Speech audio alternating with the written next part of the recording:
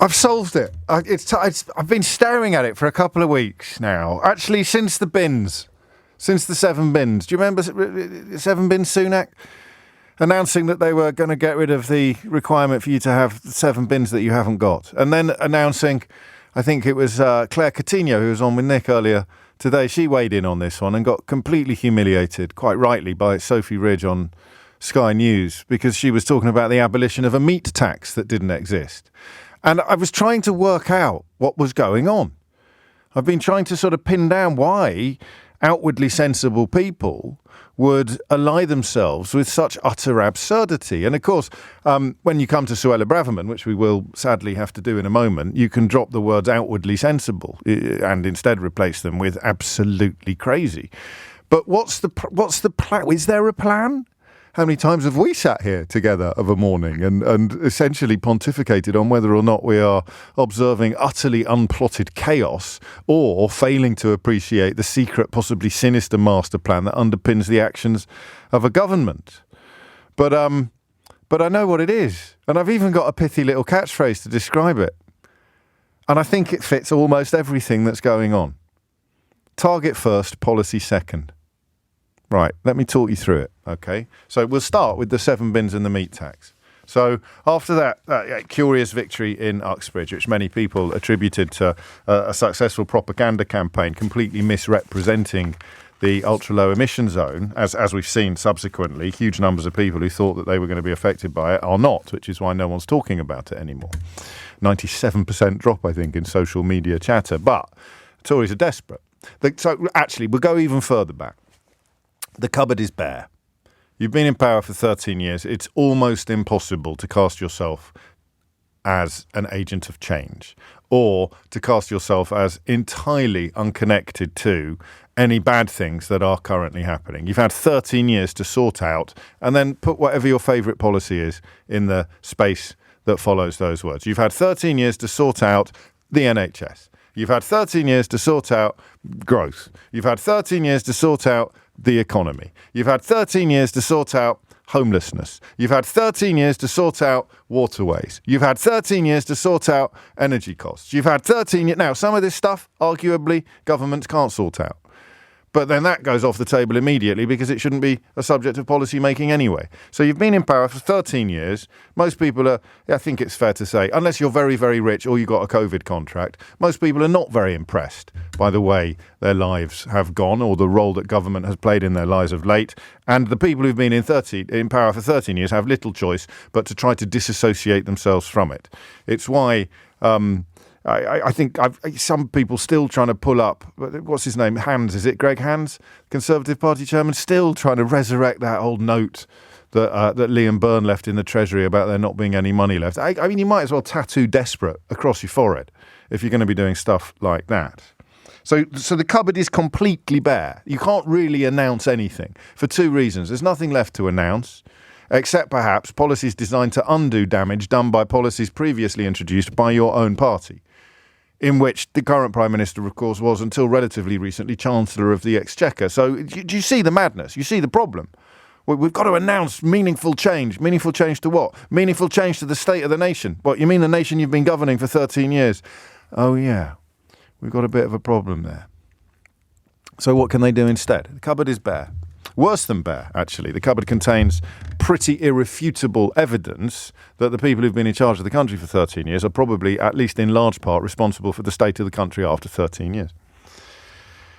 Well, we're pretty good at hate, aren't we? You know, we've been essentially remoulded in the style of Nigel Farage. So hate politics, that's probably our best chance of holding on to the base. As long as Farage doesn't pop up again to the right of the right of the right of the party, then our best chance of avoiding electoral oblivion next year is probably to cling like Billy-O to the sort of far-right sympathising rump of our own party, or at least the hate-filled rump, the easily manipulated, the people that can be persuaded that inequality is not caused by epic misdistribution of wealth, it's caused by Polish lorry drivers, or the people who can be persuaded that the state of the economy is not a consequence of mismanagement and false priorities, it is instead a consequence of desperate souls coming over the channel in dinghies. You're the kind of people that if we give them some red meat to gnaw on, then as soon as they've put their teeth in, they'll be gnawing away like there's nobody's business. So target first, policy second. You can almost imagine them sitting around a table and saying, who do they hate? And someone puts their hand up and says, they hate the eco-warriors at the moment. Just have a look at the Daily Mail or some other sort of right-wing outlet. Who do they? Oh, they hate the eco. All right, what can we do as a policy that shows them that we share their hatred of eco warriors? Well, first of all, we'll bring in policies that make it very hard for them to protest, which is quite good. But that, of course, robs us of the media hit of them actually protesting. So you need them to be above the parapet in order to be able to throw rotten tomatoes at them. But unfortunately, we've kind of banned them from putting their heads above the parapet. So we've got a bit of a tricky bit there. I know. Let's say that we're getting rid of things that the eco-warriors wanted. Okay, that's a good idea. What can we get rid of that the eco-warriors wanted?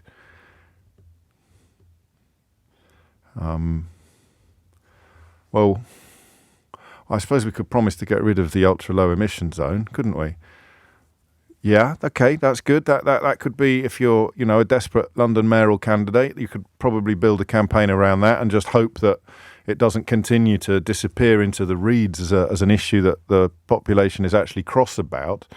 Okay, I've got a better idea. Why don't we announce that we're getting rid of things that the eco-warriors wanted, even though they don't actually exist? Tell me more about that, Tristram. Well, how about a meat tax? Let's tell them there's a tax on meat, but we are the people to get rid of it. Yeah, do you know what? I think this could... No, and then someone else at the table goes, there's no way they're going to fall for absolute crapola like that. And someone else at the table goes, hello, can I introduce you to Brexit? And Boris Johnson and Liz Truss, these people will fall for anything if we package it right and sign up all the client journalists. So what else could we do? We're going to abolish a meat tax. That doesn't exist. How about bins? People don't like recycling. Or eco-warriors really like recycling. So let's attack recycling. Yeah, okay. So I, Rishi Sunak, am going to abolish the rule that says you need 7 bins. I'm also going to abolish the meat tax. Hooray, hooray, hooray. So do you see what I mean? Target first, policy second. Policy nonsense doesn't matter, because if people hate the target enough, they'll cheer the policy. What do we come to next? Front page of the Daily Telegraph today. Benefits claimants, yes! Benefits claimants back on the front page. Fantastic. Hello, political editor, Daily Telegraph. Yes, Downing Street here. Do you think you could put benefits claimants back on the front page tomorrow? We're a little bit desperate. Absolutely no problem at all. Have you got a policy, sir? Yes. We're checking their bank accounts every week to see whether they've got any savings. Splendid idea. Any idea how much money that's going to save? Absolutely no clue whatsoever. It's a completely invented policy. How on earth could we possibly cost it? Just stick 500 million quid in the story. Okay, so it's going to save 500 million pounds over 5 years. Off the top of my head, that's about 45 to 50 years to claw back some of the money you gave away during COVID frauds. Magnificent, but you see, it targets benefits claimants. Target first, policy second. Policy nonsense. Doesn't matter, because if you hate benefits claimants enough, then this policy is going to work for you. We'll get on a little later today to a story that makes the saga of Keir Starmer's disappearing poppy look almost sensible. Problems or fears that Remembrance Day services or Remembrance Day commemorations may be disrupted exist entirely in the imaginations of people who target first, policy second, people marching in solidarity with Palestinians, or, broadly speaking, and a lot of people there will be Muslims. The base that we're appealing to, they don't like Muslims. Let's do something that makes Muslims look bad and claim that there are concerns that a Remembrance Day commemoration may be disrupted by a pro-Palestinian solidarity march, and sort of gloss quickly over the fact that Remembrance Sunday is on Sunday and the pro-Palestinian march is on Saturday. So Armistice Day is on Saturday. There will be some commemorations, but generally speaking, what they're trying to do is drum up the idea that a march taking place on Saturday is going to somehow disrupt a ceremony taking place on Sunday. Target Muslims. Policy, police should do more, or let's move it to Balham. I don't know, but mission accomplished. Target identified, policy announced. Rubbish policy. And that brings us inevitably, inexorably to Suella Braverman, who has made it clear over the last couple of days that the best way to get rid of the problem of people sleeping in tents is to ban tents. And the reason I've tried to be funny for the last 10 minutes is because that is a story that makes me want to cry. I cannot believe how low our country has been brought, that a Home Secretary thinks that she can appeal to her base, quite possibly correctly, by attacking homeless people and promising to make their lives even worse than they are already. Nobody likes to see tents on the streets of London. Nobody ever does, in fact, when Labour are in power. The successful reduction in homelessness during the last Labour government was a triumph for the ages.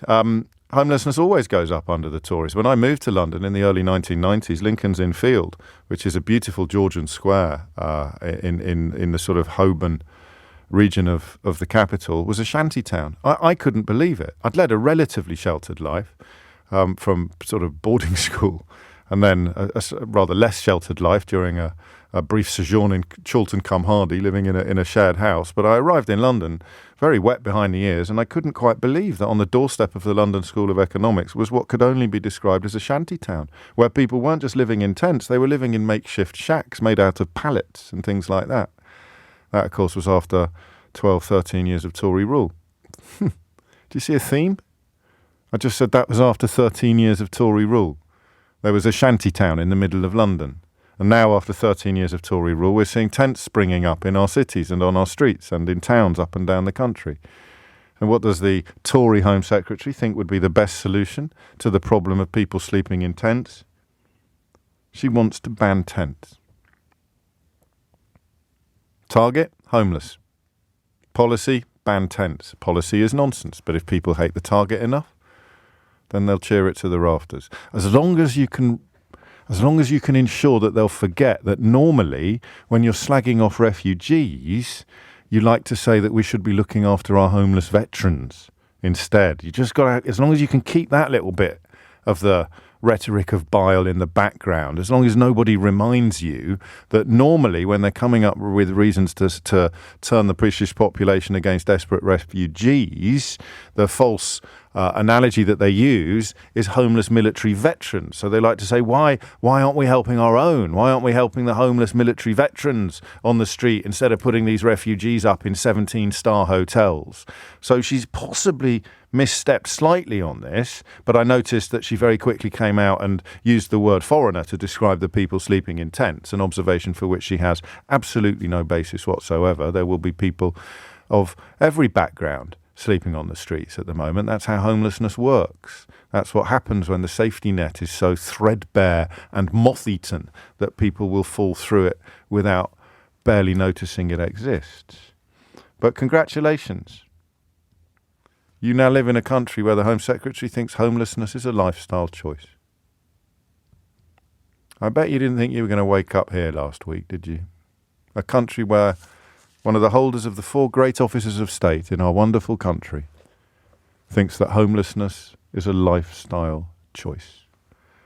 16 minutes after 10 is the time. Why does homelessness always go up under the Tories? 0345 6060 973. And to answer that question, you will need to know a little bit about it. And I hope you're out the other side. But if you're not, of course, I need to hear from you as well. What is that? Why does that happen? And I make no apology for doing this. I used to say that I felt bad because it seems a little lazy. But when something completely incomprehensible happens under our noses, I think we ask each other if we can explain it. Can you explain? I've given you my theory, target first, policy second. Who can we attack today? We can't do the refugees again because we did them on Monday, Tuesday, Wednesday, Thursday, Friday, Saturday, Sunday, Monday, Tuesday, Wednesday, Thursday, Friday, Saturday, Sunday, Monday, Tuesday, Wednesday of last month. So we need to attack someone else today. And we can't do the eco-warriors because 7-bin Sunak's got that sewn up at the moment. So I'm the Home Secretary. I need someone new to attack. Let's just do the homeless. Let's just attack the homeless. How are we going to attack the homeless? They've got nothing. Well, some of them have got tents. Bingo. Let's take their tents away. Let's ban the tents. Let's ban charities from giving them tents so that they can, sleep out in the open like good old-fashioned proper tramps. Good old-fashioned proper British tramps. They're sleeping out in the open under the stars. Is she evil? Is that a word you can use in this context? Or am I missing something? It wouldn't be the first time.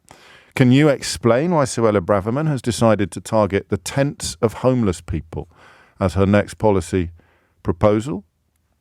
Or if you want to step a little bit further back from the fray, can you tell me what's going on? 0345 6060973.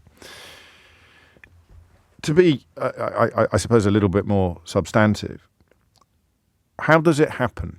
I don't know. I look, in the simplest of terms, I can imagine what needs to happen for you to become homeless, right? Your financial circumstances change, your relationship breaks down, your addiction runs out of control.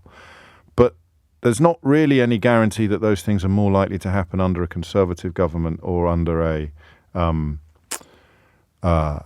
Labour government. So what is it? What do they do to our society?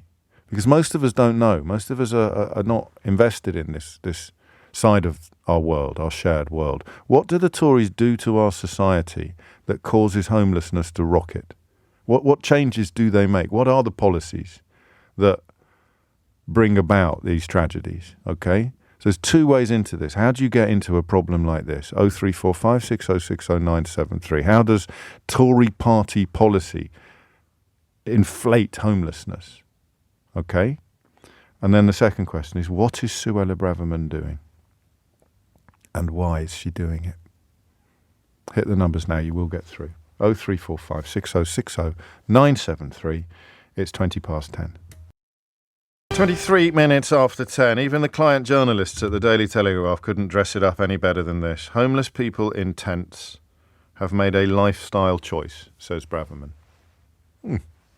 I'm going to have to stop saying to you every time you think you've reached rock bottom, along pops someone like Suella Braverman to reveal that there are actually whole new barrels beneath the bottom of the barrel that has been scraped into oblivion. Robert's in Corby. Robert, what made you pick up the phone?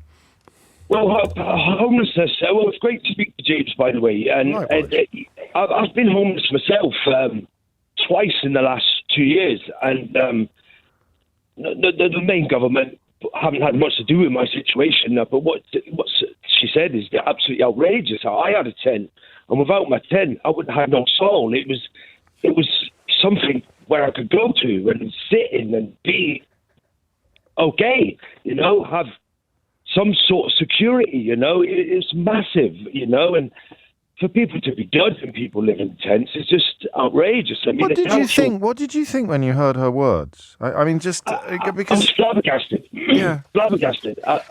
It's just, but I dealt with the local council where I live, and nobody gets it until they've done it. No, I can believe that. Decisions are made, and I was in 2 hospitals and had spinal surgery. 10 days after that, I was put in a tent because I stayed at a friend's house and not in my temporary accommodation. Who put you in a tent when you say it like that? The council. They evicted me from my temporary accommation. And as a consequence of that, you had to live in a tent? I had to go and get a tent, and I had to go back to the OTA centre, actually, where I went and pitched a tent around the back of there, and I stayed there for about 8 weeks. And then I got put into a great place now. Where I'm at, it's a homeless sort of shelter place, and it's phenomenal. It's like the difference between Rolls Royce and Skoda, Yes, or a soapbox or something, a go-kart made out of old egg boxes. You mentioned an injury there. Is that a large part of how you ended up on the streets?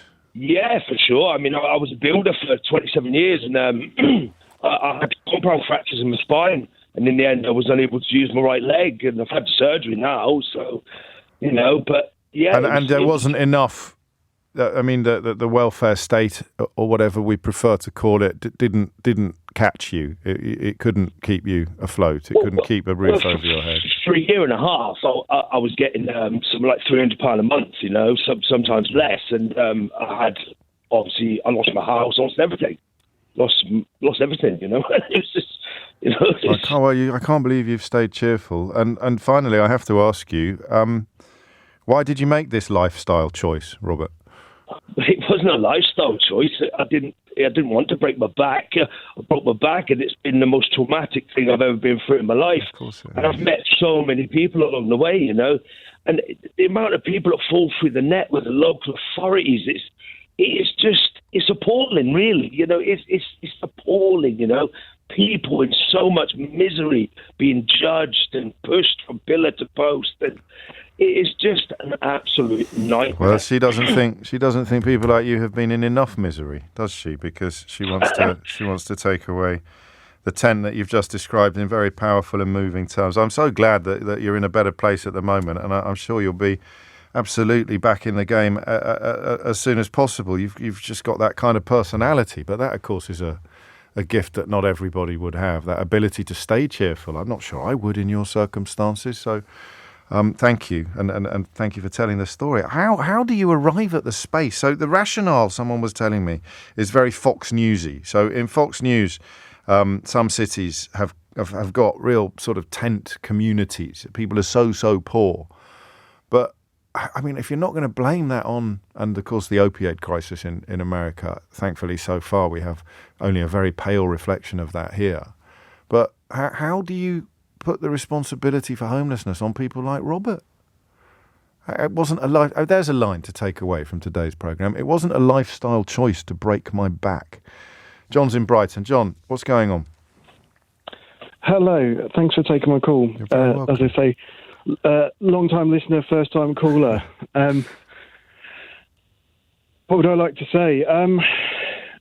That the comments by Suella are sort of part of what generally appears to be a managed decline in our welfare state, in the way that we treat the most vulnerable people in our community of sort of all ages, really. And if that decline is being managed, then the consequences of it have to be, disappeared or derided or denigrated? This idea that it's a lifestyle choice takes the government off the hook for 13 years of policies that have increased homelessness. Yes, and it's part of the art of distraction, of course. To look at those horrible people over there making your world, your high street difficult messy to look at. Yes, exactly. Yes. So I've been working in homelessness, particularly with people sleeping rough, for 19 years now, and on and off. Yes. When I first started, I think there was maybe 40, 50,000 people just in England who were homeless, right. Whether that be sleeping on sofas or in bed and breakfasts or sleeping rough.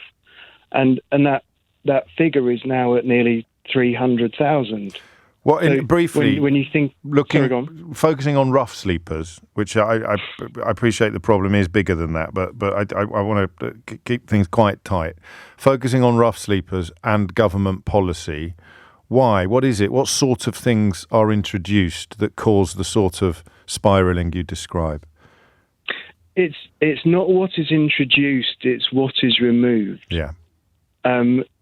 So, for example, the idea behind universal credit as a cover-all benefit which would accommodate everything, as an evidence-driven Yes. policy which could work well, was then taken to pieces, and delays and reductions in the amount paid out happened because ideology takes over empirical research, social science, and common sense. Is it even ideology? I mean, isn't it as base as I described at the outset? It's just, actually, no, this isn't target first, policy second. This is where can we save some money that will cause the least noise.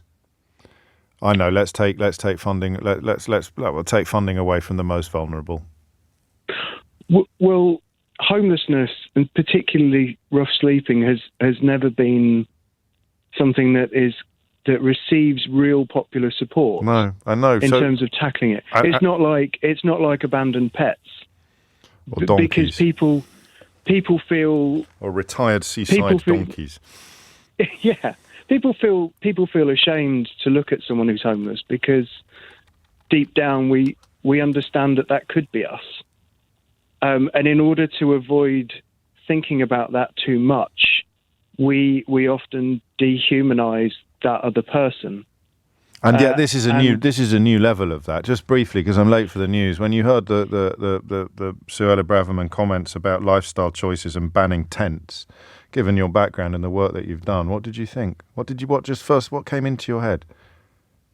Oh, it's a very common refrain. Actually, is a lifestyle choice.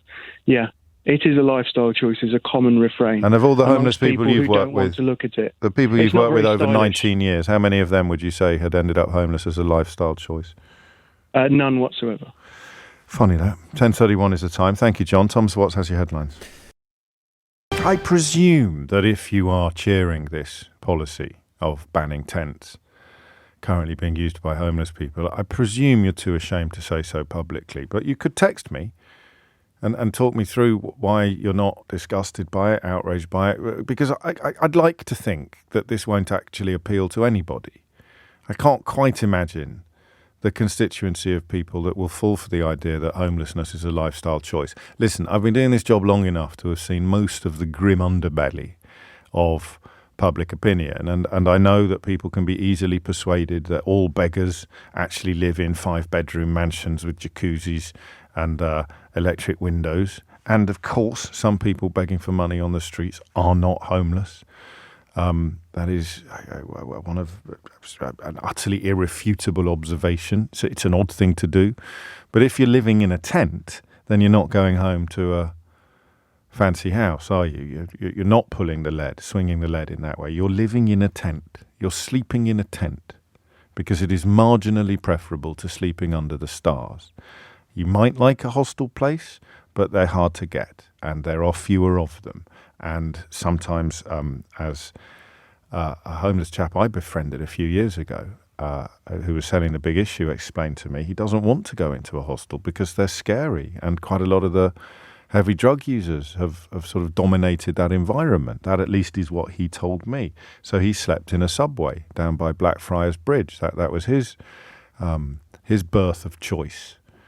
And to respond to the existence of people in that position by calling for a banning of tents is beyond my ken. It really is. So I am interested in your answer to the question of what she's actually up to here, because I can't believe that even the most easily manipulated voters are going to fall for this one. I just don't see it. But I could, of course, be wrong. And if you don't want to call me or text me, then maybe tell me about your uncle Bob, who does buy this crud. Who sucks this stuff up? I just don't know anymore. I really don't. I've been following a chap called Chris Wilde on Twitter. He tweets as CCWilde79, and he has experienced homelessness and continues to work with the homeless. He's also written a couple of books. I thought I'd just share this with you. That first moment you realise you're homeless, and he was a care leaver who was put in horribly inappropriate accommodation when he was 16, which is the beginning of the spiral into homelessness. That first moment you realise you're homeless and no one is coming to your rescue is a memory deep within your brain. It doesn't go away. That's pretty much the definition of trauma, that, by the way. That's the thing, isn't it? You'd think, what would you think? You'd think there must be some, I mean, who do I call? Where do I ring? Who do I ring? You might think, in my case, I've been paying taxes for 30 years. Who do I call? Where do I go? That moment you realise no one is coming to your rescue. There's a memory deep within your brain. It doesn't go away. Looking through windows, wishing that was you, sat in a warm house with love, embarrassed to ask people for spare change just to get a hot drink or a sausage roll, desperately searching for shelter, scared beyond your worst nightmares, thinking about the best way to end it all. I can personally say that was not a choice. And it isn't a lifestyle choice for hundreds of young people facing that reality every single day. Shame on this government and all the others who think that kind of language is okay. I don't get it. Not today. Most days I get it. And listen, I've nailed the policy, target first, policy second, but are people, desperate homeless people sleeping in tents, really as loathed by the Red Meat Brigade, by the Gamminati, as refugees and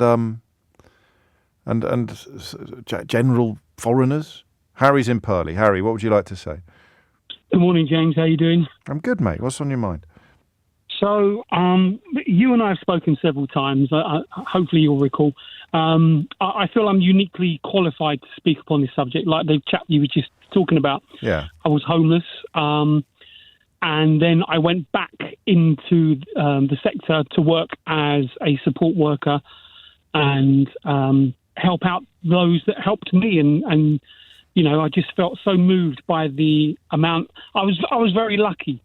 My route to homelessness wasn't through addiction or any kind of trauma or abuse. It was literally the breakdown of a relationship and then finding myself on my butt and nowhere to go. So I slept in my car for 5 months. Yeah. And then eventually your car insurance runs out, the car tax runs out, you can't keep it around. It's very scary sleeping in the city in a car anyway, because everybody wants to come and bang on your roof and rock the car and think it's funny to wake you up. So I went and slept in the car. I drove out in the back of Epsom Racecourse in the forest out there. God. And then that's equally as scary, because I'm sitting there in the middle of nowhere, in the dark, pouring with rain. I'm thinking, what if somebody comes, gets me, or does something to me? No one's going to find me. Or just sets fire to your car for fun. Yeah, my kids will never know, and who knows how long it will take. So, you know, and I had a car, not a tent. Yeah. And I was still scared. And I was fortunate to go into a little hostel. There's only 20 users there, or service users there. I went there and got moved on to the YMCA, then eventually on to my own private rented accommodation, because I'm a little bit driven like that. I wanted to get back into work and get myself together, so I really pushed hard. So within 18 months, 20 months, I was back on my feet. But not everyone has that, because of the various routes that lead them to homelessness in the first place. It's a mixture of things. It's no one thing, no one person's story. But we can agree that it's a lifestyle choice, can we, Harry? Yeah, right. Why would she use those words? Who does that tickle? Who does that appeal to? I mean, even the sort of columnists and commentators that I usually refer to, either directly or obliquely, even they surely aren't going to buy this, are they? I don't know who's buying it, but I imagine it's for people like Suella. It helps them sleep better at night, because what they think is, if we take people's tents away, then they can actually go back to their other home that they got, that they're obviously not declaring, and, you know, living this life of Riley, sort of out begging on the streets. The government say they're ensuring those who are vulnerable get vital support, and immediately Shelter and Crisis and pretty much anybody working in the sector comes out and says, well, no one's spoken to us about it. Yeah, it's absolutely false flag, completely. I mean, all of the services, all the places where you signpost people, let's just take addiction, for example. Yes. The places you point them and signpost them to, they're closing down, and the strict criteria that people have to meet in order to get on a program and start working on themselves in the first place, it's incredibly huge. high. I mean, it's another thing. Short term, it's expensive, but long term, the savings and indeed the revenues raised would dwarf the costs in the short term of actually addressing it. You've made me think of something quite unpleasant, Harry. I think she wants everyone to be sleeping in forests, because if you look at the syntax of what's come out of the Home Office, it seems to me that it's when tents become a nuisance. That's why this is a spokesman for the Home Office, so talking about tents becoming a nuisance begging and rough sleeping. So they're going to take away tents, and they're going to possibly prosecute charities or punish charities for providing tents that, and in the Telegraph's words, that become a nuisance. So if you're sleeping in the pitch black in a forest, terrified out of your wits, they can live with that. But if you're pitching up on a high street and reminding everybody walking past that this is what 13 years of Tory rule looked like, then you better jog on sharpish, pal. You know why? There's two kinds of people, James. There's those that will stop and engage and talk with homeless people. There's very few of them, and it's quite hard to do. I try, but I wouldn't put myself in that category. I think there's more than two. I'm sorry to interrupt you. There's a lot of people who feel enormous pain when they see homeless people, but don't necessarily do a lot about it. And then there's people who are like Suella Braverman as well. I think there's a lot of people that can't do anything about it, and that's why they don't. Sure. So, I mean, that's forgivable. But the people I think Suella is aiming this at are the people who, as they're walking along the pavement, will, rather than engage or smile or even just, say good morning or whatever, just be pleasant about it, they will go out of their way to cross the road or walk in the road. Or the ones that say get get a job, the ones that say get a job, the ones that have no real desire to understand the myriad, multifarious scenarios that can lead someone into temporarily, of course, in most cases and in your case.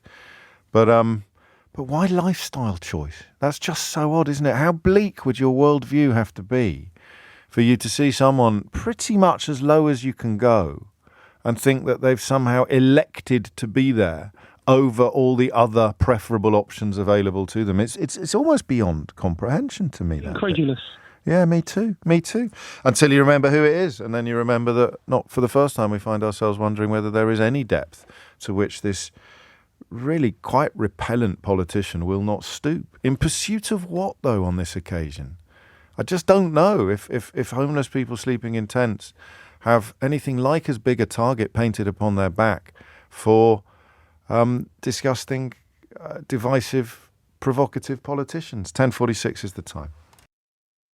It is 10 to 11. You're listening to James O'Brien on LBC, where we, with a sort of sense of grim wonderment, continue to contemplate Suella Braverman's conclusion that the best way to tackle the fact that far too many people in this country are sleeping in tents is to ban tents.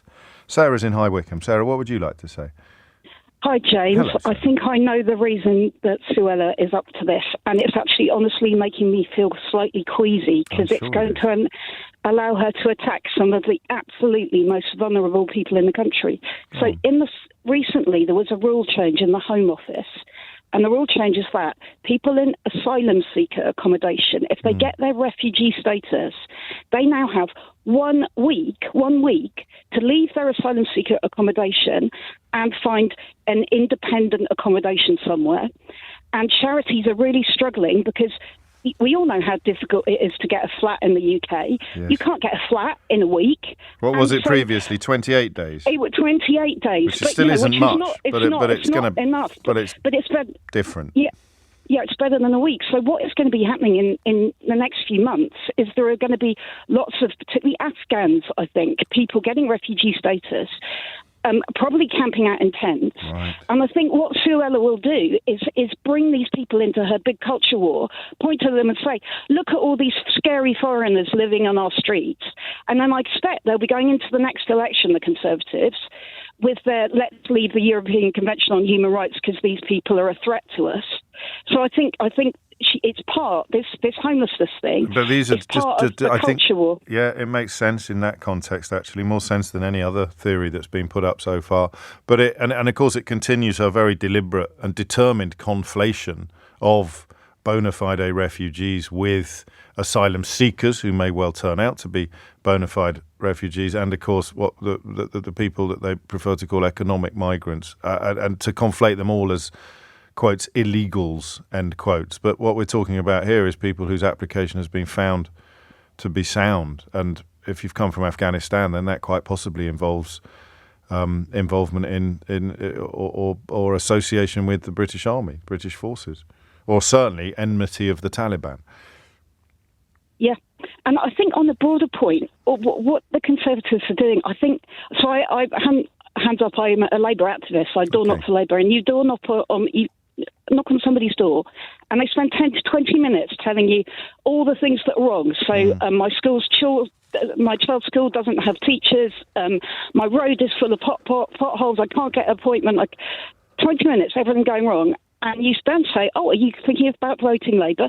And they say, oh, no, I haven't really thought about it. They're all the same. And I think it's because what's happening is that I think people have become so dissatisfied with governments, they think that nobody is going to make their lives any better. Yes. And so then the Conservatives say, oh, but at least we're not going to make your life worse. At least we're not going to add something on the top, such as 7 bins or ULEZ or something like that. Yeah. So people have got no hope for a positive anymore. We're going to stop the war on motorists. There is no war on motorists. Doesn't matter. We're going to stop the war on motorists.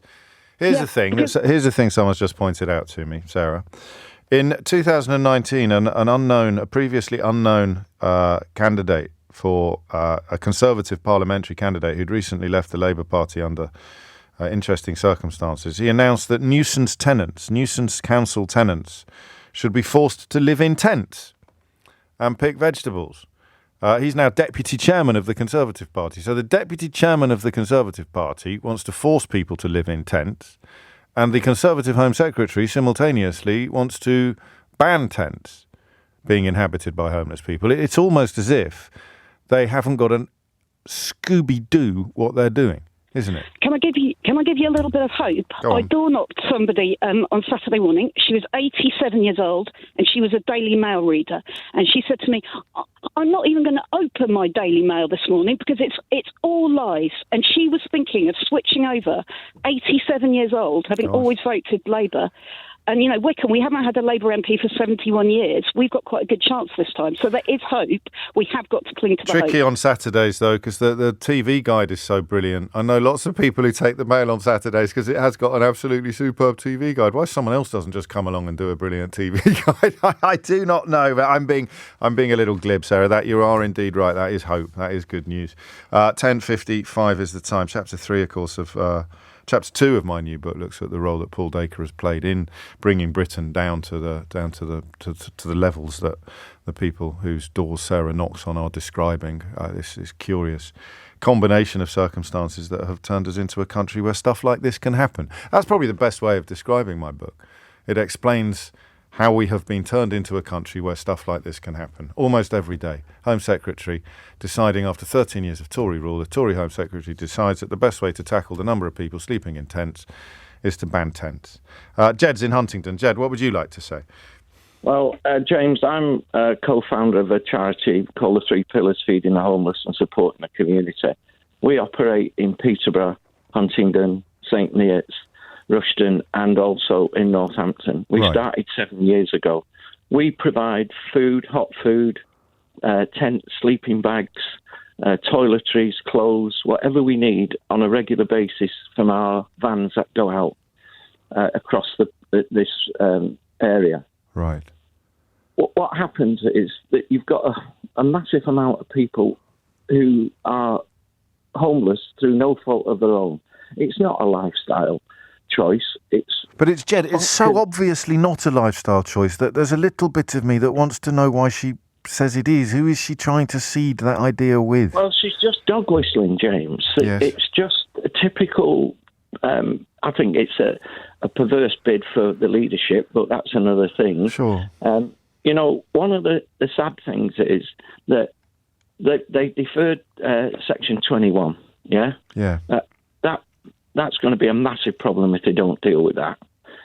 We set out to just support people, right? But what we've found is that supporting and feeding, you don't solve the problem. No, of course you don't. So it's like a holding tactic, isn't it, as it were? Yes. We give them tents. The tents are then collected by the council because they're unsightly. Yeah, and they dump them. So we give new tents out. So it already happens. Yeah, so they don't. So what they want to do is they want to make it possibly a criminal offence, or they want to punish you. They want to punish the charity for providing tents. Well, they'll have to take me to court, James. Yeah, I've just retired from the judicial system. Yeah, right. I know that every November that there will be regular clients appearing in the court, and I will send them to prison. Yeah, yeah, and it's a deliberate ploy. Yeah, they know that they crossed the custody threshold. Right. Right, they'll only serve half that sentence. But what they do is they'll kick off just the week before they're going to be released and lose their remission. Because they'd rather stay inside. Yeah, of course, because they've got meals, they've got warmth, they've got everything. You know, it's criminal.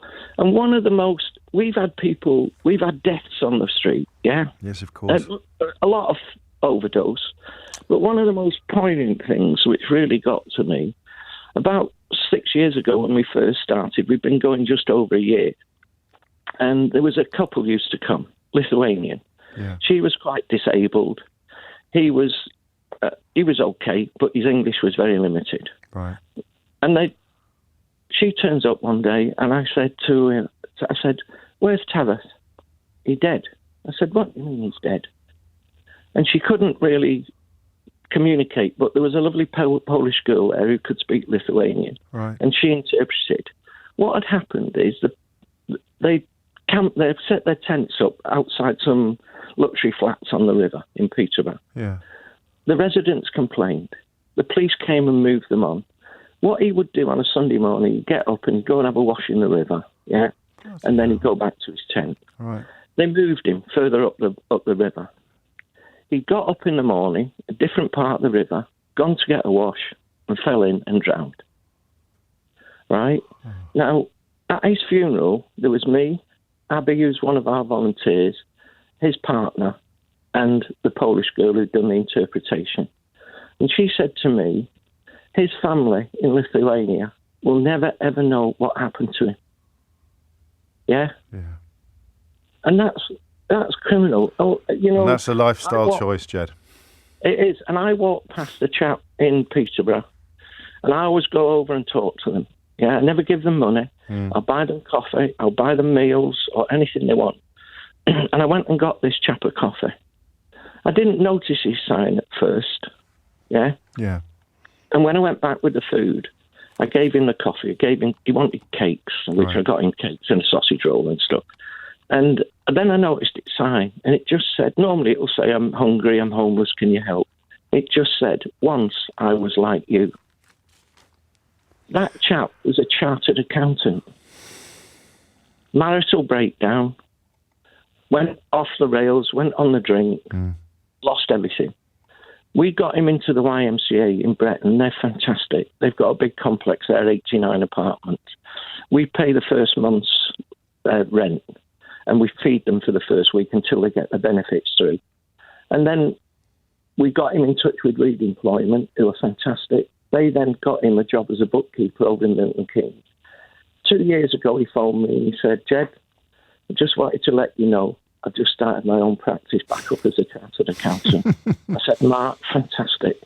So, you know, instead of criticising people and taking the tents or fining charities or making it a criminal offence, they should actually deal with the problem that they keep saying they're going to do, but they've wrecked the council funding. Yeah, so the council have got no money. The extraordinary thing about this, and I'd like to just, I know I sense you're probably not the kind of man that accepts these kind of compliments comfortably, but I'm very proud to have spoken to you. I'm proud that you're listening to this programme. And James, I listen to you every day. Good. So you should, Jed. But no, I'm talking about you now, not me.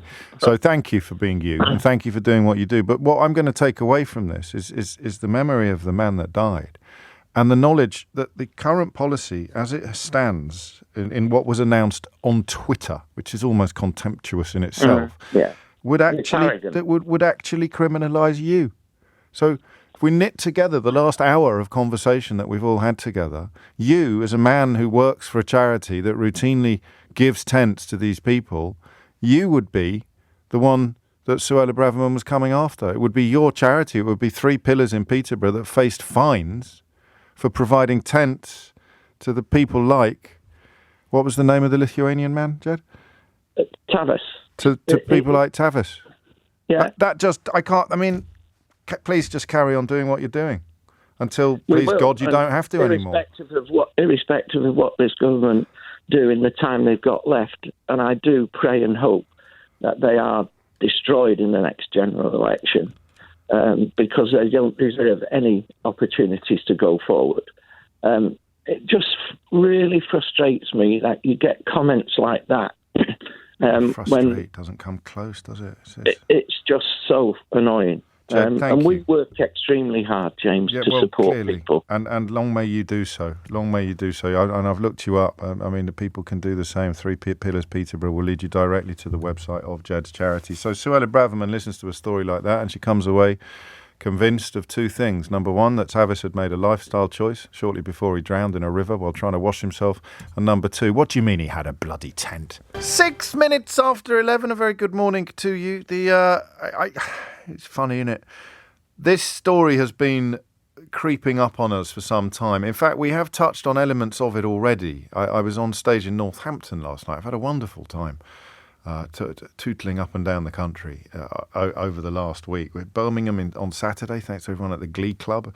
The Royal and Derngate Theatre in Northampton last night, all sell-out crowds. Had a wonderful time in Southampton, a beautiful space in Southampton, and indeed in Bath, another beautiful space. But last night I spoke to somebody who did actually ring in when we were discussing the difficulties of getting hold of hormone replacement therapy. And as a consequence of ringing into this programme, her story had quite a happy ending.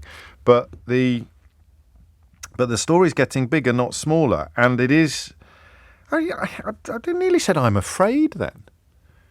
I mean, why would James Brexit be afraid that a story is a direct consequence of Brexit?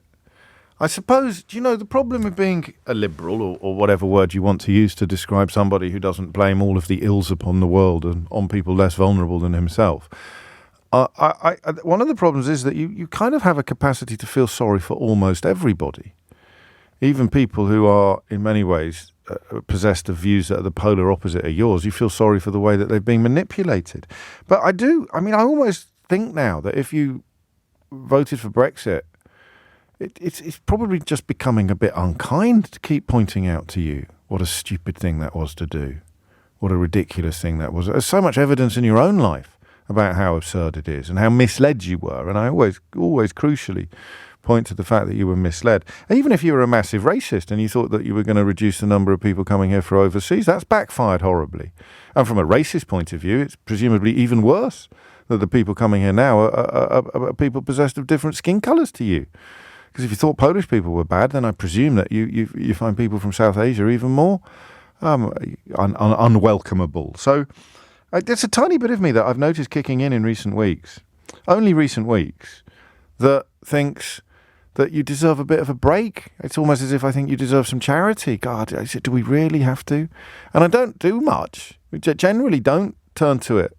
I might mention it in the context of conversations about things that are going in a suboptimal direction and point out that although things might still be suboptimal, but they'd be a heck of a lot better than they are now if we hadn't voted to become the first country in history to impose economic sanctions on itself. But there are some days where you can't I can't give you a break. I can't look the other way. I can't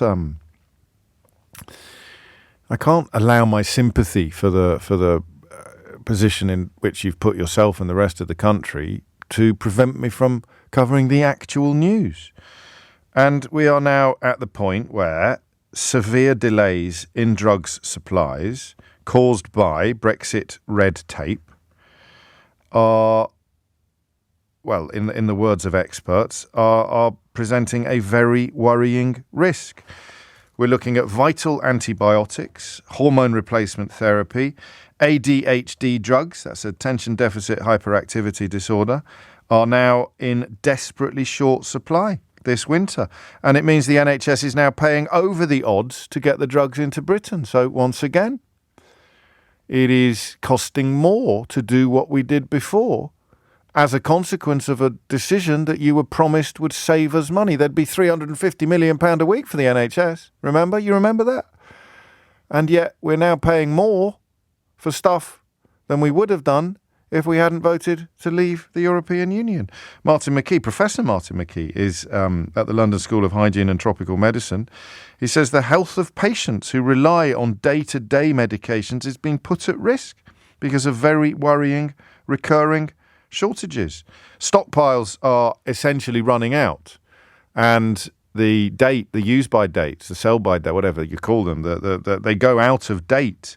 So the further we get away from the imposition of unnecessary red tape, brand spanking new red tape, Jacob Rees-Mogg flavoured, box fresh red tape, the people that told you they wanted to get rid of red tape, by which they meant things like protections in the workplace, minimum wage legislation, health and safety requirements for workplaces. That's all the red tape they want to get rid of. Rules governing things like, cladding on the side of buildings. All those pesky regulations and red tapes that people like Jacob Rees-Mogg want to get rid of.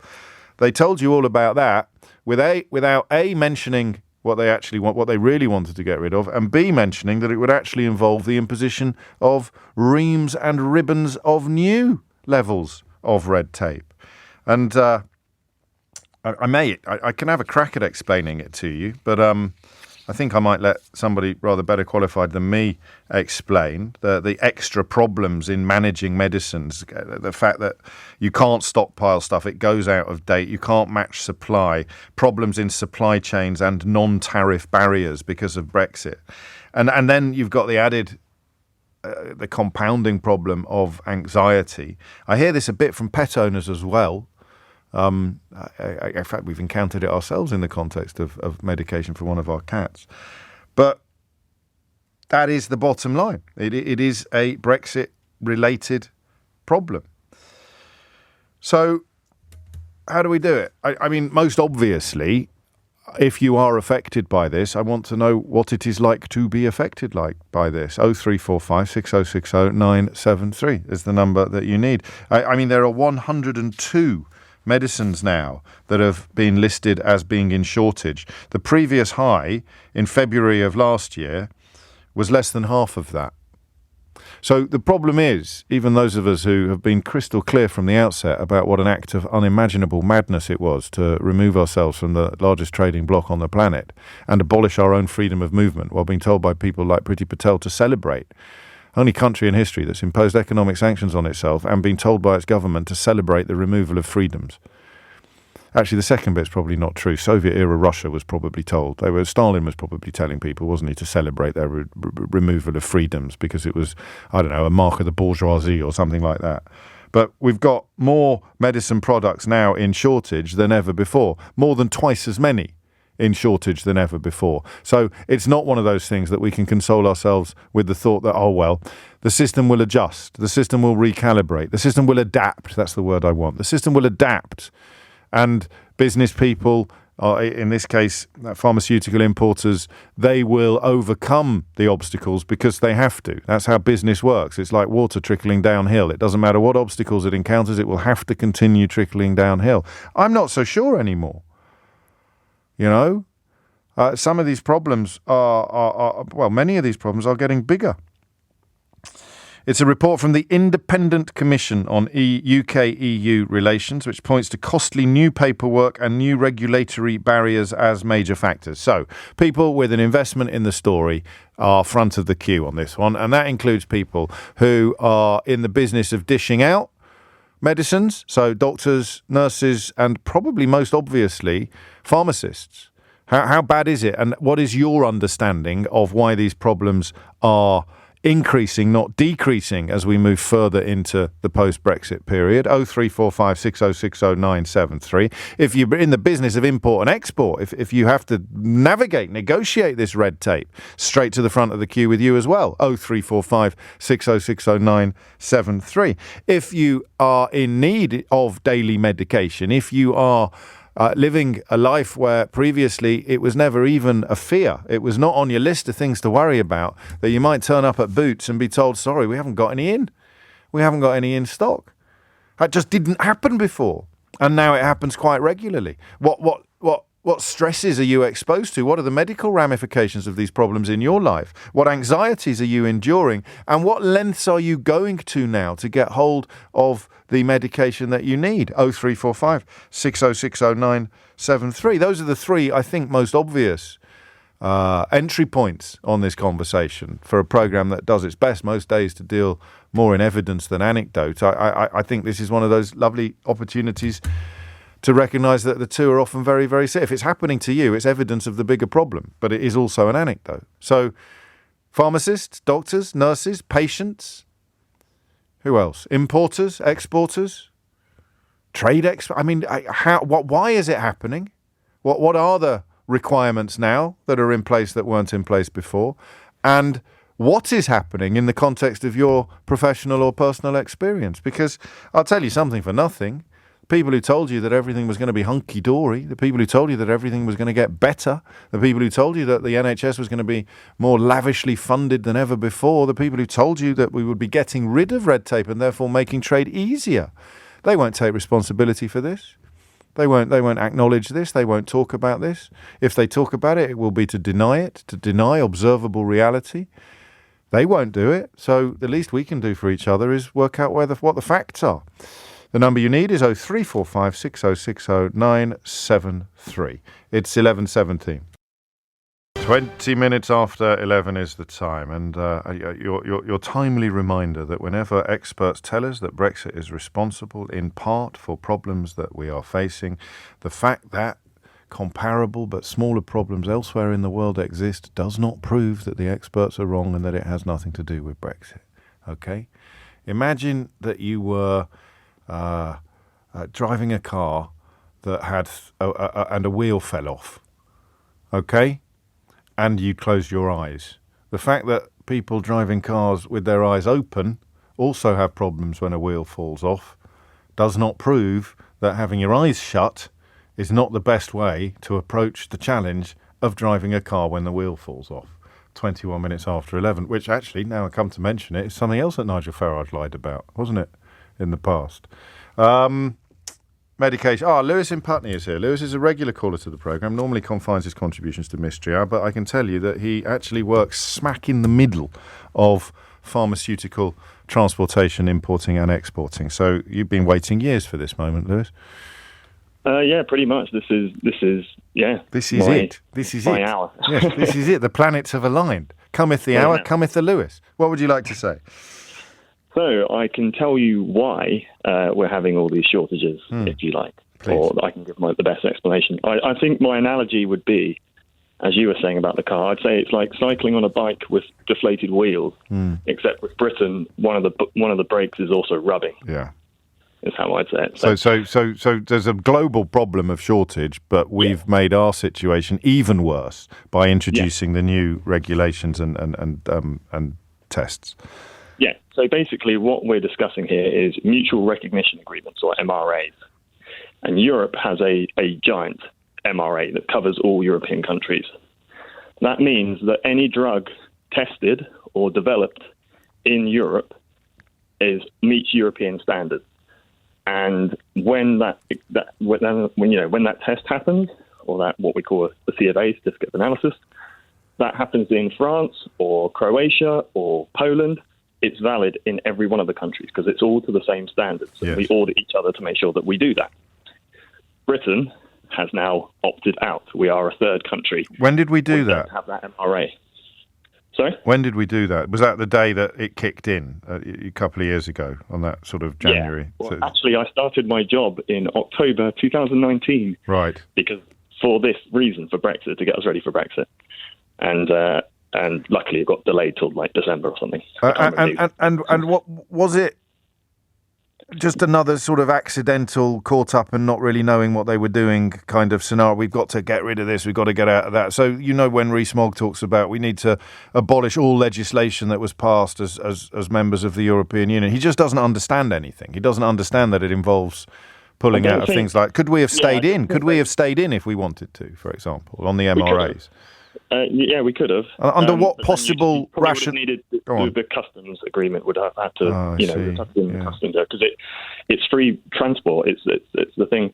Because what I was going to add is pharmaceuticals is the second most regulated industry in the world, behind nuclear, which makes sense. Yeah, fair enough. But the whole point of it is trust. Like you trust when we make a vaccine, a pill, or whatever, that when you take that, it does what it says because you trust the doctor prescribing it, and you trust that every stage from manufacture to transport to you taking it has been maintained. And this is what we call the chain of custody. It's why you can't have drugs back. Yes. Like, when people say they've been overprescribed, we don't know what's happened. Got it. Because with a lot of drugs, a lot of them are very temperature sensitive. Yes. And you have to maintain them in certain ranges, which is also why you can't store them in certain warehouses. And also other drugs, like controlled drugs, that you can get, like opioids or something, need to have certain levels of security. You can't keep them in your average warehouse for several weeks at customs waiting for it to be cleared if there's problems with the paperwork. They're just too sensitive, especially the life-saving ones. So we can't bring in stuff from we could call it a customs union or a community of mutual trust because we're not in it anymore. Correct. Although Go on. There are certain agreements to make sure and we can sort of rush through certain ones with special exemptions from the MHRA. Special exemptions. But that's a bit like like how the food. And the people, and the workers, special exemptions for workers. Oh, I see what you mean. So you run the risk then of bringing in food that actually isn't safe because you're so desperate to bring something in that you'll bring it in without the checks that are in place for other populations. Yeah. But imagine that with medicine, and we don't want that. No, we don't want that. What's the broader shortage? Like I mean, this is a problem that is affecting other countries, but it's affecting us even more. So why are the tyres flat? Why is there a shortage? Why are there shortages in so many areas that weren't there before? So a large part of it's still a hangover from COVID because of lots of drug stockpiling. And as I was saying, you need certain warehouses to do this. And lots of countries have stockpiled lots of different drugs during the crisis, not knowing when it was going to end. And that takes up a lot of capacity. Yeah. Combined with that, large drug manufacturers like the ones I work for, we are constantly trying to predict what we need in the future. Yes. And if we get that wrong, we'll have a load of excess stock, and resetting manufacturing lines, even for large companies, takes a long time. And you've got to revalidate that. And then potentially you've got to get that drug tested. And like I said, a C of A from Europe doesn't technically wash in the UK anymore. And we've only got so many labs that can test in this country to do that. So where something that was previously tested in Bonn or Berlin would come here unmolested and be in pharmacies overnight, now it has to be tested independently on British soil before it can make its way from warehouse to pharmacy. Unless we get exemptions, which we largely are. But like you said, it's still, we need to get that memo. And who issues the exemptions? Sorry? Who issues the exemptions? The Department of Health? Yeah, like the MHRA. So they will be saying, don't worry about testing this stuff. And that's why you mentioned food, because you could have the tests from Europe. They'll say the test from Europe is still valid in this country. Okay, and it usually will be, but if we're not checking that, then you run the risk of the pharmaceutical equivalent of that meat that came in from Romania that was unfit for human consumption. Not quite. It will always be checked. Right. It's just saying that the European one is acceptable in the UK. But that means that we're abiding by their rules, Lewis. We are. But we make the rules. The MHRA are they do world they used to do about 40%. We were the rule makers. And now we're the rule takers. Technically, yes. Well, is there light at the end of the tunnel? I mean, the industry will recalibrate, won't it, on the supply issue, the supply chain issue, and the stockpile winding down, and things will get better. But will we always be worse off than other European Union countries as a consequence of what you've just described? Depends who's in government, is what I would say to that. Like you said about water coming down. Yes. It will always. The market will always eventually adapt. Of course it will. Yes. But the amount of obstacles the water has to trickle around will depend on whether or not governments are whether they sort of publicly announce it or not, whether they are prepared to essentially return to regulatory alignment. Yes, and the further we potentially drift from pharmaceutical regulatory alignment, the more testing you have to do, or you have to test them. The more of your own testing that you have to do. And remember, regulatory alignment remains something that the usual suspects insist that we must not do and must not contemplate. But of course, if you were to ask them to perhaps debate with Lewis on the wisdom of their position, they would fall apart like the cheapest of suits. Lewis, you lived up to the very, very heady billing that I gave you, as I was certain, supremely confident you would. 11:30. So there is the pharmaceutical industry's insight. There is the reason why what is happening is happening. We move next to perhaps the pharmacies, who I think are having to be quite creative in their prescriptions. Individual pharmacies will be dealing with issues by putting together prescriptions that are different from that which the patient is used to, in the hope that it will have the same effect or that it will achieve the same ends. And then you've got the patient, the stress of trying to find the stuff that didn't used to be hard to find. And I will again, because I do think it's important to treat you with a modicum of respect. If you're casting around desperately trying to find evidence that there are problems in France and problems in Germany, and that proves that it's nothing to do with Brexit, the first bit is right. There are problems in France and Germany as well. But we've added to those problems, to those shared problems, by doing all of the things that Lewis has just described, by making it harder, for example, for a British pharmacist to issue medicine that has been tested in Germany than it would be for a French pharmacist. We've just made it harder. And if you've got a stockpile of medicine, where are you going to send it? The place where it can be in pharmacies really, really quickly and the deal will be done? Or are you going to send it to the place where there'll be lots of tests? And that's a rhetorical question. So in order for the place where there'll be lots more tests to get it, for the supply chain to be still slower, they'll end up paying even more. That's not an opinion. That's counting. Thomas Watts is here now with your headlines. 26 minutes after 12. I suppose Suella Braverman could suggest that we respond to these severe drug shortages caused by Brexit red tape by banning illnesses. That might be quite a good approach to the problem. It's similar to the one she seems to be poised to take towards homelessness. And a couple of you have pointed out that another solution to this might be the one that Boris Johnson wanted to adopt with regard to the COVID-19 pandemic. Mikey puts it best. It would just let nature take its course. Just let nature take its course. In fact, medicines are so woke, aren't they? Don't you think medicines are woke? Back in the day, do you think Neanderthals had medicines? Do you think they had medicines at the Battle of Agincourt? I mean, really, it's such a snowflake generation with all these medicines. It's absolutely ridiculous. I am, of course, being incredibly tongue-in-cheek because some of the stories coming in now are pretty grim, but also a little repetitive. I mean, if you're living this, then you're not going to be shocked by what the rest of us are today, somewhat shocked by. It is 25 to 12. And remember, this is just the medical equivalent of all the other stuff that's going on in the realms of import and export. I don't know if you remember Craig ringing in a while ago who was driving to Spain with a delivery of seeds. He's got a mate with a trucking company who accidentally put the paperwork for a lorry load of cheese with a lorry load of wine. I sound like Cilla Black. A lorry load of wine. A lorry load. So he put the paperwork for a lorry load of cheese with the lorry load of wine and a paperwork for a lorry load of wine with a lorry load of cheese. And 1 year later, the wine is still there. Took nearly 3 months to get the truck and trailer back, but the wine is still there. So that is what we've done. That is what we've done. Elizabeth is in Belfast. Elizabeth, what would you like to say?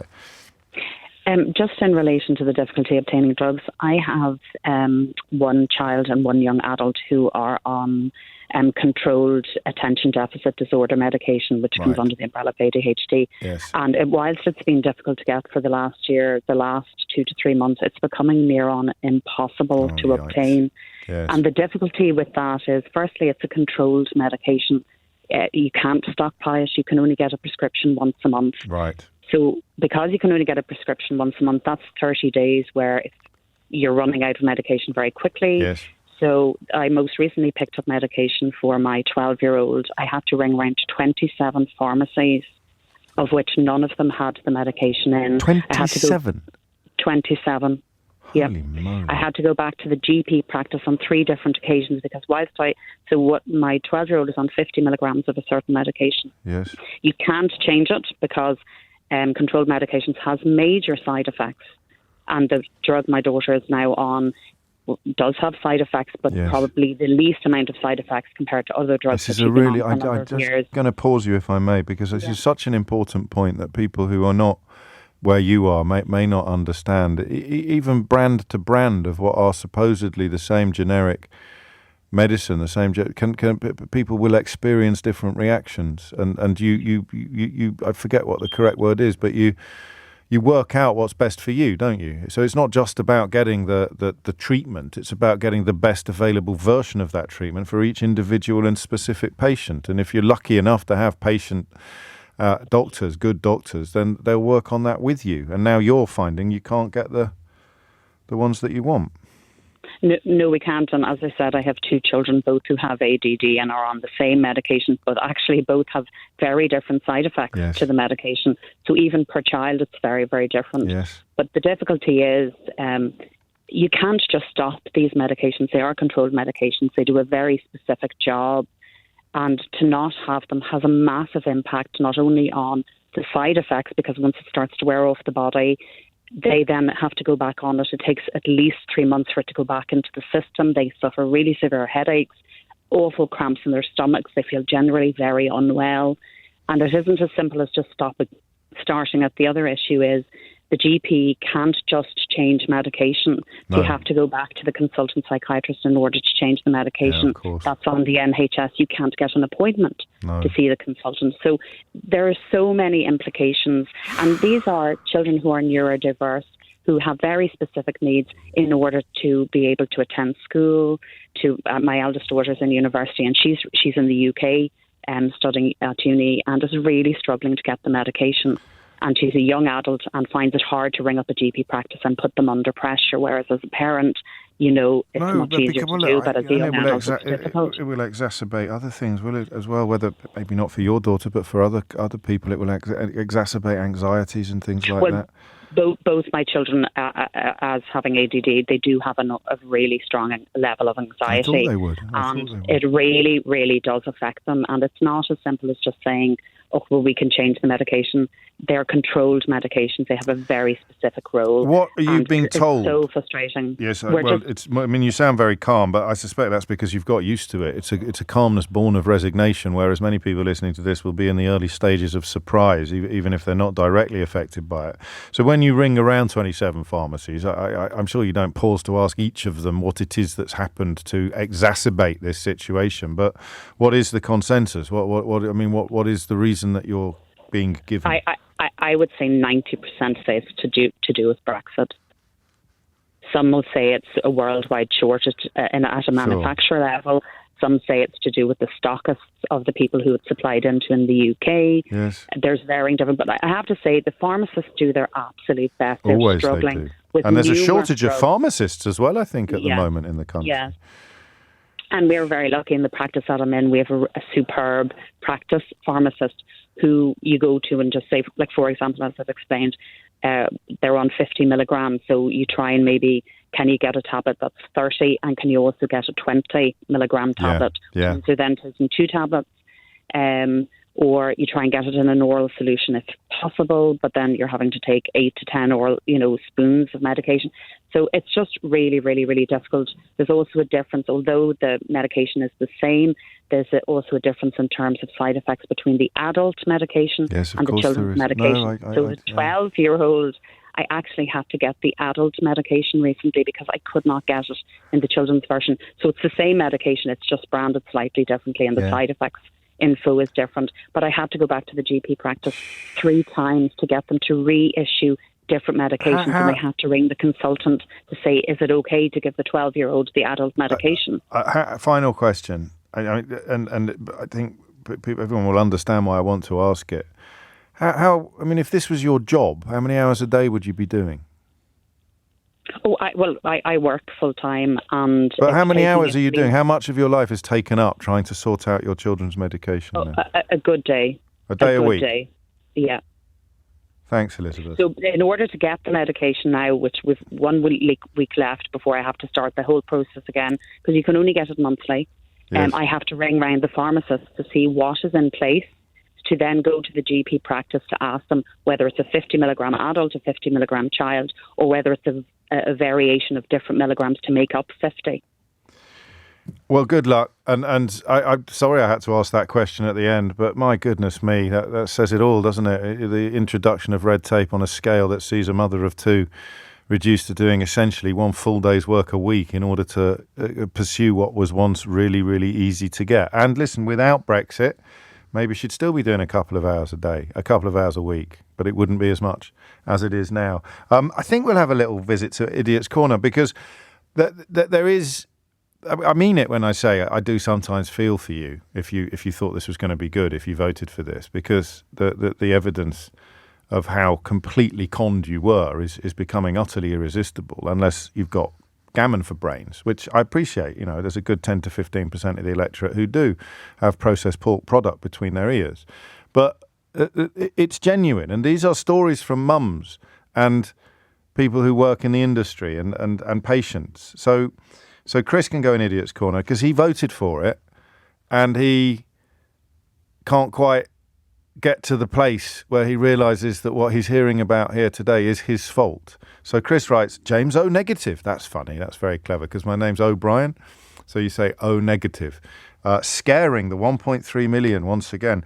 Mate, I'm talking about a professor at the London School of Hygiene and Tropical Medicine. I'm talking about the commissioner of the Nuffield Trust. I'm talking about the chief executive of Community Pharmacy England. I'm talking about Professor Camilla Hawthorne, the chair of the Royal College of GPs.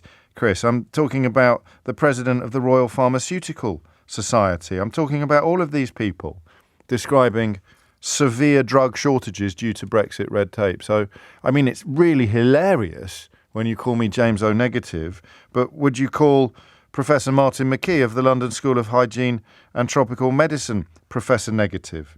Would you call Mike Buckley, the commissioner of the Nuffield Trust, which contributed to the report, let's call him Mike negative?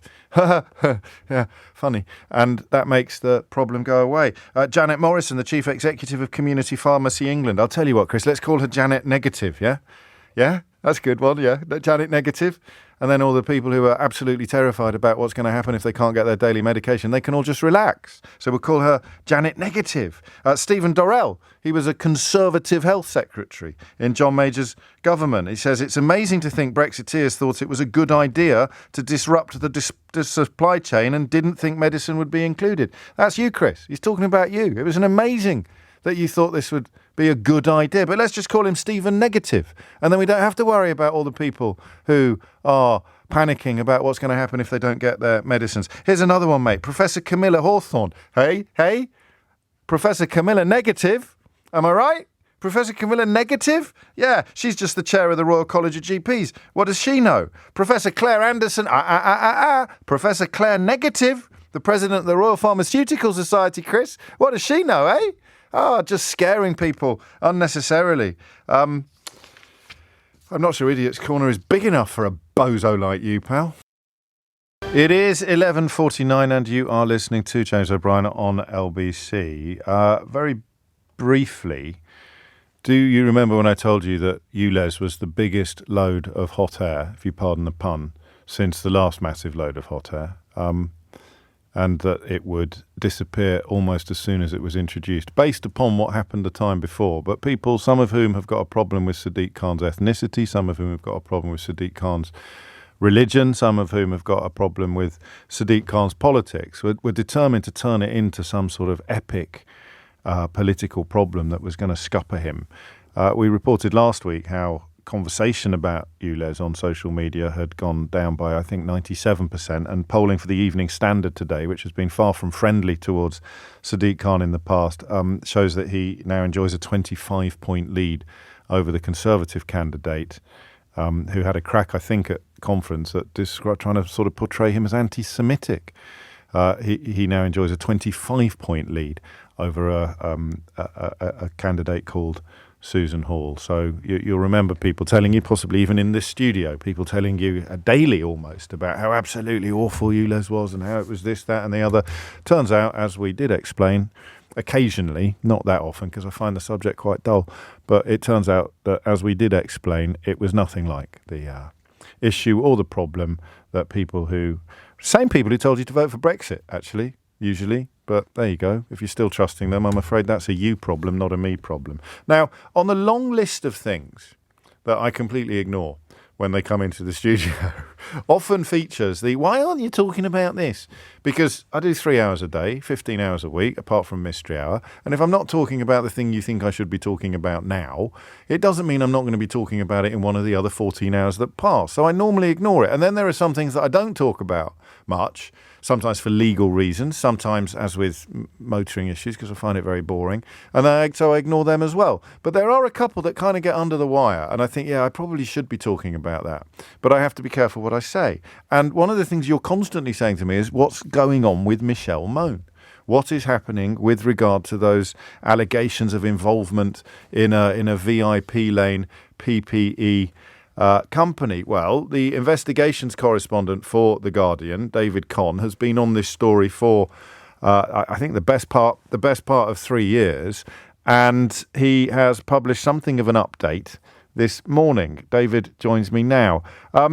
I'll just, if I may, David, pick up on some of your previous reports. I know that in November 2020, Mone's lawyer told you that, and I quote, Baroness Mone is not connected in any way with PPE MedPro, and the lawyers for her husband repeatedly denied that he was an investor in the company or part of a consortium supporting it. And indeed, they told you, and once again I quote, that he never had any role or function in PPE MedPro. This is Douglas Barrowman.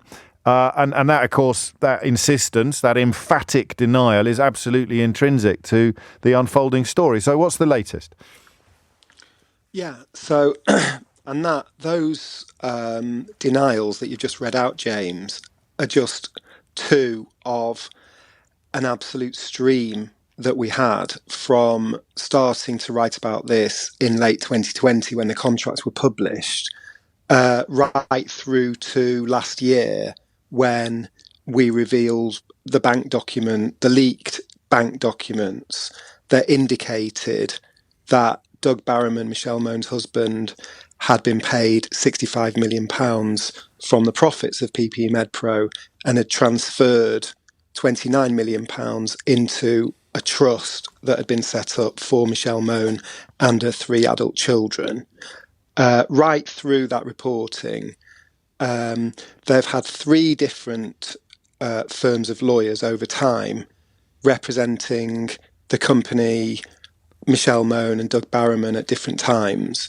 And we've had a stream of constant and repeated and emphatic denials that they weren't involved, and these other words, not connected, the other ways in which we've quoted them. And then in this round, I've just gone back to them recently with some questions, and now a spokesperson for the company who said he was also authorised to speak on their behalf has said that they both were involved in PPE MedPro 3 years on from the start of all the denials. And he also said, which is really, I think, significant, but he said that the government was fully aware of I'm reading it now. Yeah. The government was fully aware of Baroness Mone's involvement, like many other peers and MPs on the high priority lane, which is the technical term for the VIP lane, where they fast-tracked offers of PPE from people who had political connections with the government or the Conservative Party. They say, like many other peers and MPs on the high priority lane, she, Baroness Mone, acted as an intermediary/liaison between PPE MedPro and the Cabinet Office, DHSC. And as you've just read out, James, amongst the denials are not connected in any way with PPE MedPro, never had any role or function, nor in the process by which contracts were awarded to PPE MedPro. But a very, very interesting detail, which I know you'll see the significance of straight away, is what they're saying is that the government was fully aware of her involvement, was fully aware of Doug Barrowman's role, and that his group would make a commercial profit. That's from their own spokesperson, right? And they're saying that they, Doug Barrowman and Baroness Mone, made a full written disclosure of their involvement to the Cabinet Office prior to the award of the PPE contract. And that was in May 2020. So they made a full disclosure to the government that they were involved. And yet in public, in response to the media, in response to me, in response to other people that, point, like the Good Law Project, Yes. pointed to the links right at the beginning. Jolyon Maugham just pointed out the apparent links between this company and Baroness Mone. And in response to all of us publicly, there were these complete denials of involvement. But what they're saying is, at the same time as that, they'd made a full disclosure to the government, and the government was fully aware that they were involved. It's extraordinary. I mean, as I read it, as I see it, it's impossible for them to have been telling the truth on both occasions, on the time when they said there wasn't any links at all, and now that they're saying there are links at all. I think up to and including Douglas Barrowman chairing the sort of process of deciding how they would and go forward with the attempt to secure these contracts. So they can't be simultaneously true, can it, that they weren't involved and were involved? But the easiest thing to check here would be the submission of this statement. So the government would have been aware of the involvement while Braverman and Mone were issuing endless denials of involvement. That's the logic of what they're saying, right? And so just one element of that has leapt out to me is that the government they cannot have been unaware of Baroness Mone and Doug Braverman repeatedly denying involvement. Because, it's been the biggest story of the VIP lane. It's been very high profile. There is no way that government departments are not reading that they're denying involvement. And yet the whole way, and that we're dealing with that, the media is dealing with those denials. And yet the whole way through what they're saying is, but the government was sitting there knowing that they were involved. You keep saying the media. I think you're being a bit modest. It's basically you and Jolyon over at the Good Law Project, because, of course, most of the newspapers you might expect to be pursuing this alongside you will have been announcing throughout this period that there was nothing to see here, and or that Boris Johnson was getting all the big calls right. But where does it go next, David? Do we know? Yeah, just to be fair on that, James, thanks very much. But, the Financial Times has done quite a lot of work on it. The Mirror originally did, and also the Times has also done quite a lot of work on it, and people are very concerned about it. And obviously, the procurement of PPE, the awarding of contracts during the pandemic. I mean, when Jolyon Maugham first revealed the existence of a VIP lane for politically connected people. So what happened was, when COVID hit, it's true that not just our government, but governments all around the world were overwhelmed with offers from people who said they could source PPE, because obviously we had next to no stockpile of PPE, didn't we? And it was running out almost immediately. And they did desperately have to go and source some, right? So they did need a way to prioritise credible offers. And this is going to be heard in the COVID inquiry. They're going to have a session on the procurement.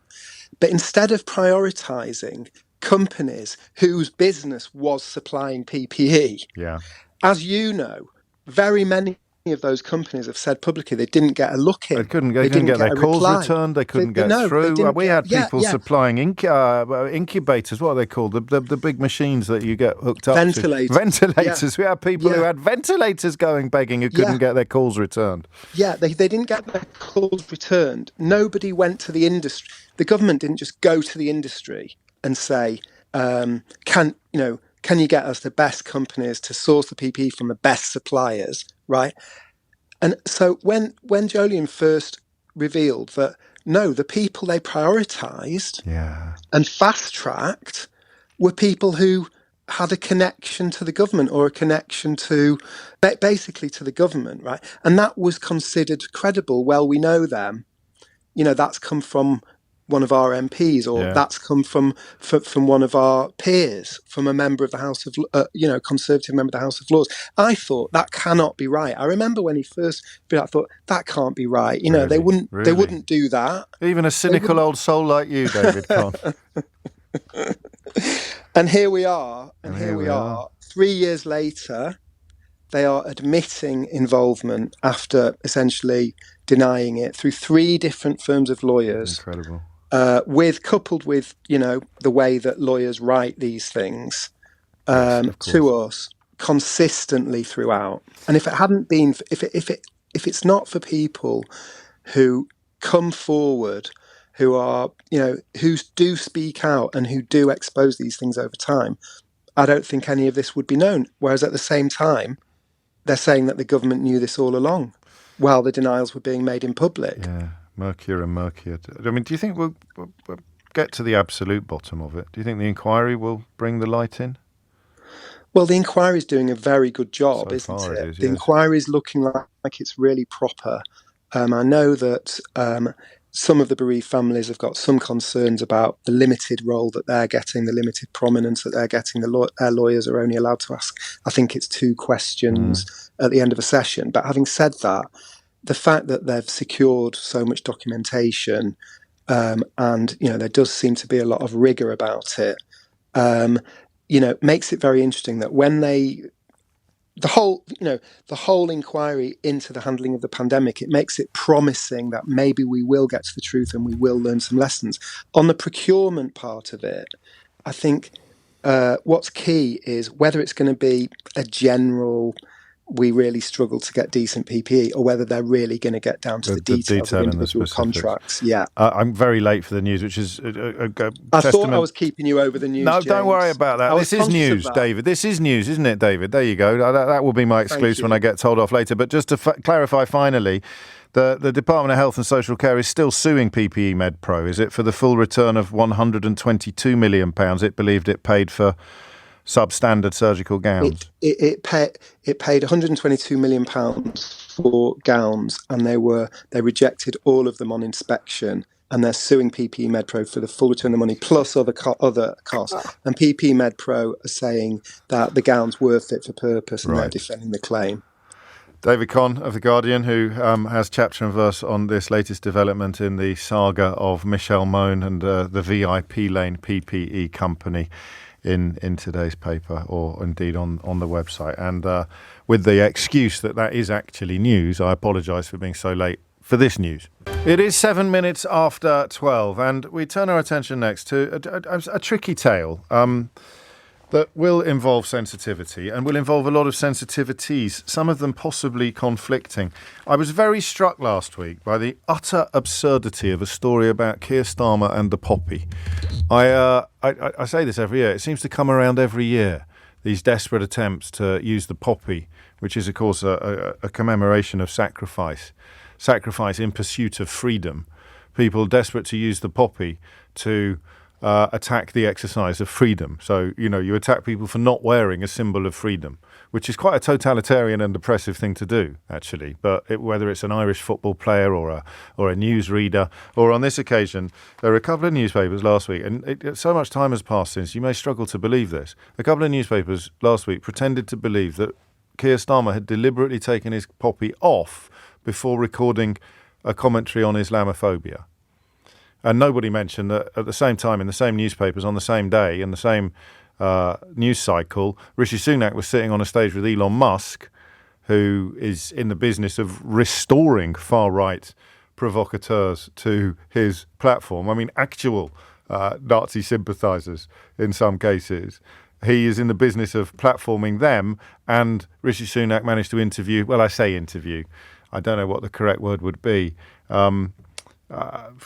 I probably shouldn't use that word in the context that I'm about to on the radio, so I won't. But anyway, Rishi Sunak was on the stage with Elon Musk not wearing a poppy. All the people pretending to have a fit of the vapours about Keir Starmer wearing a poppy and then not wearing a poppy and then wearing one again had absolutely nothing whatsoever to say about Rishi Sunak sitting in front of the entire world on Elon Musk's lap and saying not wearing a poppy at all. So we live in strange times. Times that, if you were to adopt that attitude, would completely overlook the sacrifice made by hundreds of thousands of Muslim soldiers in the British Indian Army during the Second World War. And I didn't quite get it. I didn't quite get the story, except for this new theory I've come up with, target first, policy second. And that can be used by media as much as it can be used by political parties. Here's an opportunity to sow some division, to indulge in a little bit of low-level Islamophobia, to kind of take that rump of support for right-wing parties and try and inflame it still further or big it up even more.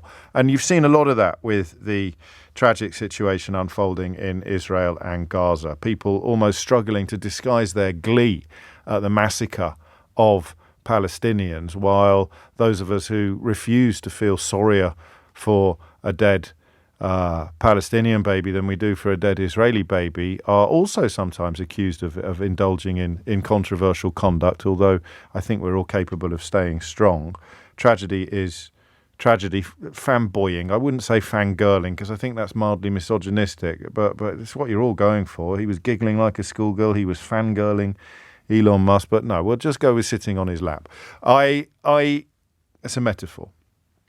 So I watched that Poppy story unfold, and I've seen the pro-Palestinian protests, these expressions of solidarity with a civilian population that is being bombarded on an apocalyptic scale. Some people believe necessarily, some people believe unnecessarily.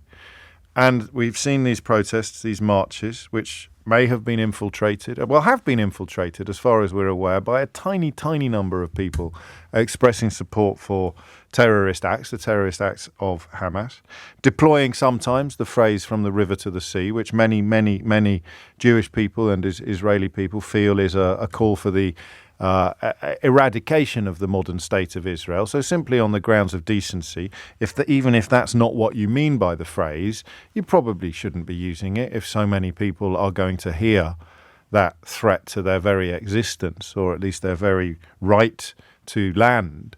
If you're going to hear that, then it may be something best avoided. But it is palpably absurd to suggest that the massive majority of people taking to the streets of London because they are desperate for a cessation of the bombardment of Palestinian civilians are indulging in anything other than a display of compassion and concern. The massive majority. So Suella Braverman called it a hate march. What does she call the protests in Israel about the bombardment of Gaza? Would they be hate marches as well? Or does she just not think that far ahead? She called it a hate march. And I thought, why has she done that then? And we get our answer now, because they have conjured up fears that people poised to protest on Saturday, which is November the 11th, and therefore Armistice Day, Remembrance Day. It's a sort of coincidence of calendar that it arrives on a Saturday. We always have Remembrance Sunday, which is the first Sunday after Armistice Day, I think. But Remembrance Day is November the 11th itself, the 11th hour of the 11th day of the 11th month, having a particular poignancy because it's when the armistice was called. And there is literally nobody that I am aware of. I've not been able to identify anybody who has revealed an intention to pollute Armistice Day commemorations. But why would they? Why would you be fearful of any disruption of Armistice Day commemorations on Saturday with the Palestinian Solidarity March unfolding elsewhere but nearby in London, unless you either genuinely believed or wanted other people to believe that feeling compassion for the Palestinian victims of bombardment somehow is equivalent to being opposed to commemorating the sacrifice of troops in, all wars. Not just the Second World War, but most obviously the First and Second World War, the First World War being where the poppy emblem comes from. So I think this might be gross. Met Chief urged to ban Armistice Day protest is rhetoric designed to create the idea that people calling for an armistice in Palestine, people calling for an armistice in the Middle East, are behaving inappropriately on a day that we celebrate an armistice in Europe. Now, why would you do that? Unless you either believed or wanted to create the illusion that somehow supporting a cessation of hostilities in the Middle East, no, actually I'm mincing my words too much, wanting the bombing of Gaza to stop as soon as possible means that you must somehow be an enemy of the United Kingdom. Listen, I hope I'm wrong. I hope I'm wrong. I really do. But who would do that? Who would want to create? Because, look, if someone disrupts the Cenotaph or someone tries to disrupt the Cenotaph, they're scumbags, right? If someone attacks the police, loads of police, 30-odd police were attacked during the Countryside Alliance March. One of them was hospitalised. These are yobs. These are thugs. Every march you ever have will have a thug element. It will have a yob element. But everyone from the Deputy Prime Minister and now Rishi Sunak, they're expressing grave concerns over a planned demonstration on the Saturday, which I think are being deliberately conflated by corners of the media with the traditional commemoration on the Sunday. So there's a smallish celebration on the Saturday, on Remembrance Day itself, or Armistice Day itself. And then on Remembrance Sunday, we have the famous images from the cenotaph, and we have the famous and very, very powerful speeches and imagery and music that comes from the cenotaph itself. So 70,000 protesters are expected in the capital on Saturday, the massive majority of whom, I imagine, will be entirely supportive of Remembrance Day and Armistice Day commemorations. So what exactly is happening here? Nobody has professed a desire to disrupt Remembrance Sunday celebrations. When there are big protest marches, statuary gets boarded up. Again, I refer you back to the Countryside Alliance March. Statuary gets boarded up. Statuary, sorry, too many T's. Statuary gets boarded up. So it will happen somewhere, but it won't happen to the cenotaph because A, the march is not scheduled to go in that direction, and B, everybody will be there commemorating Remembrance Sunday. So Met Chief urged to ban Armistice Day protest. Currently has no intention of doing so. Quite frankly, why would he? 70,000 protesters, hundreds of yards, half a mile away, just trying to get the image in my mind of where the passage will go. And a very deliberate attempt, I think, to cast anybody marching in solidarity with Palestinian civilians as being an enemy or opposed to commemorating the war sacrifice of soldiers. Am I reading this wrong? Is there an interpretation of this that is a little less bleak and a little less grim? I give you another example. Oliver Dowden said that Black Lives Matter activists had failed to speak out about anti-Semitism. How the hell does he know? Has he phoned them up and asked them?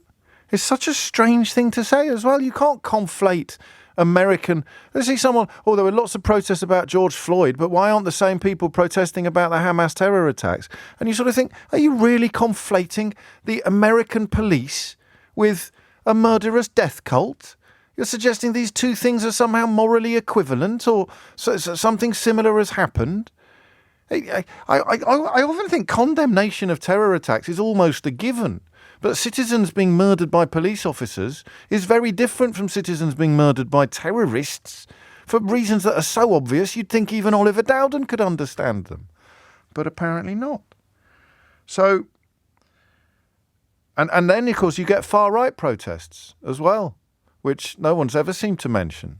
National Front thankfully doesn't exist anymore, but the various organisations that have sprung up in the space that it vacated routinely co-opt the memory of our soldiers' sacrifice to punt their own disgusting ideologies, which are a hell of a lot closer to the ones that we defeated in the Second World War than anything that will be on display in a pro-Palestinian march on Saturday.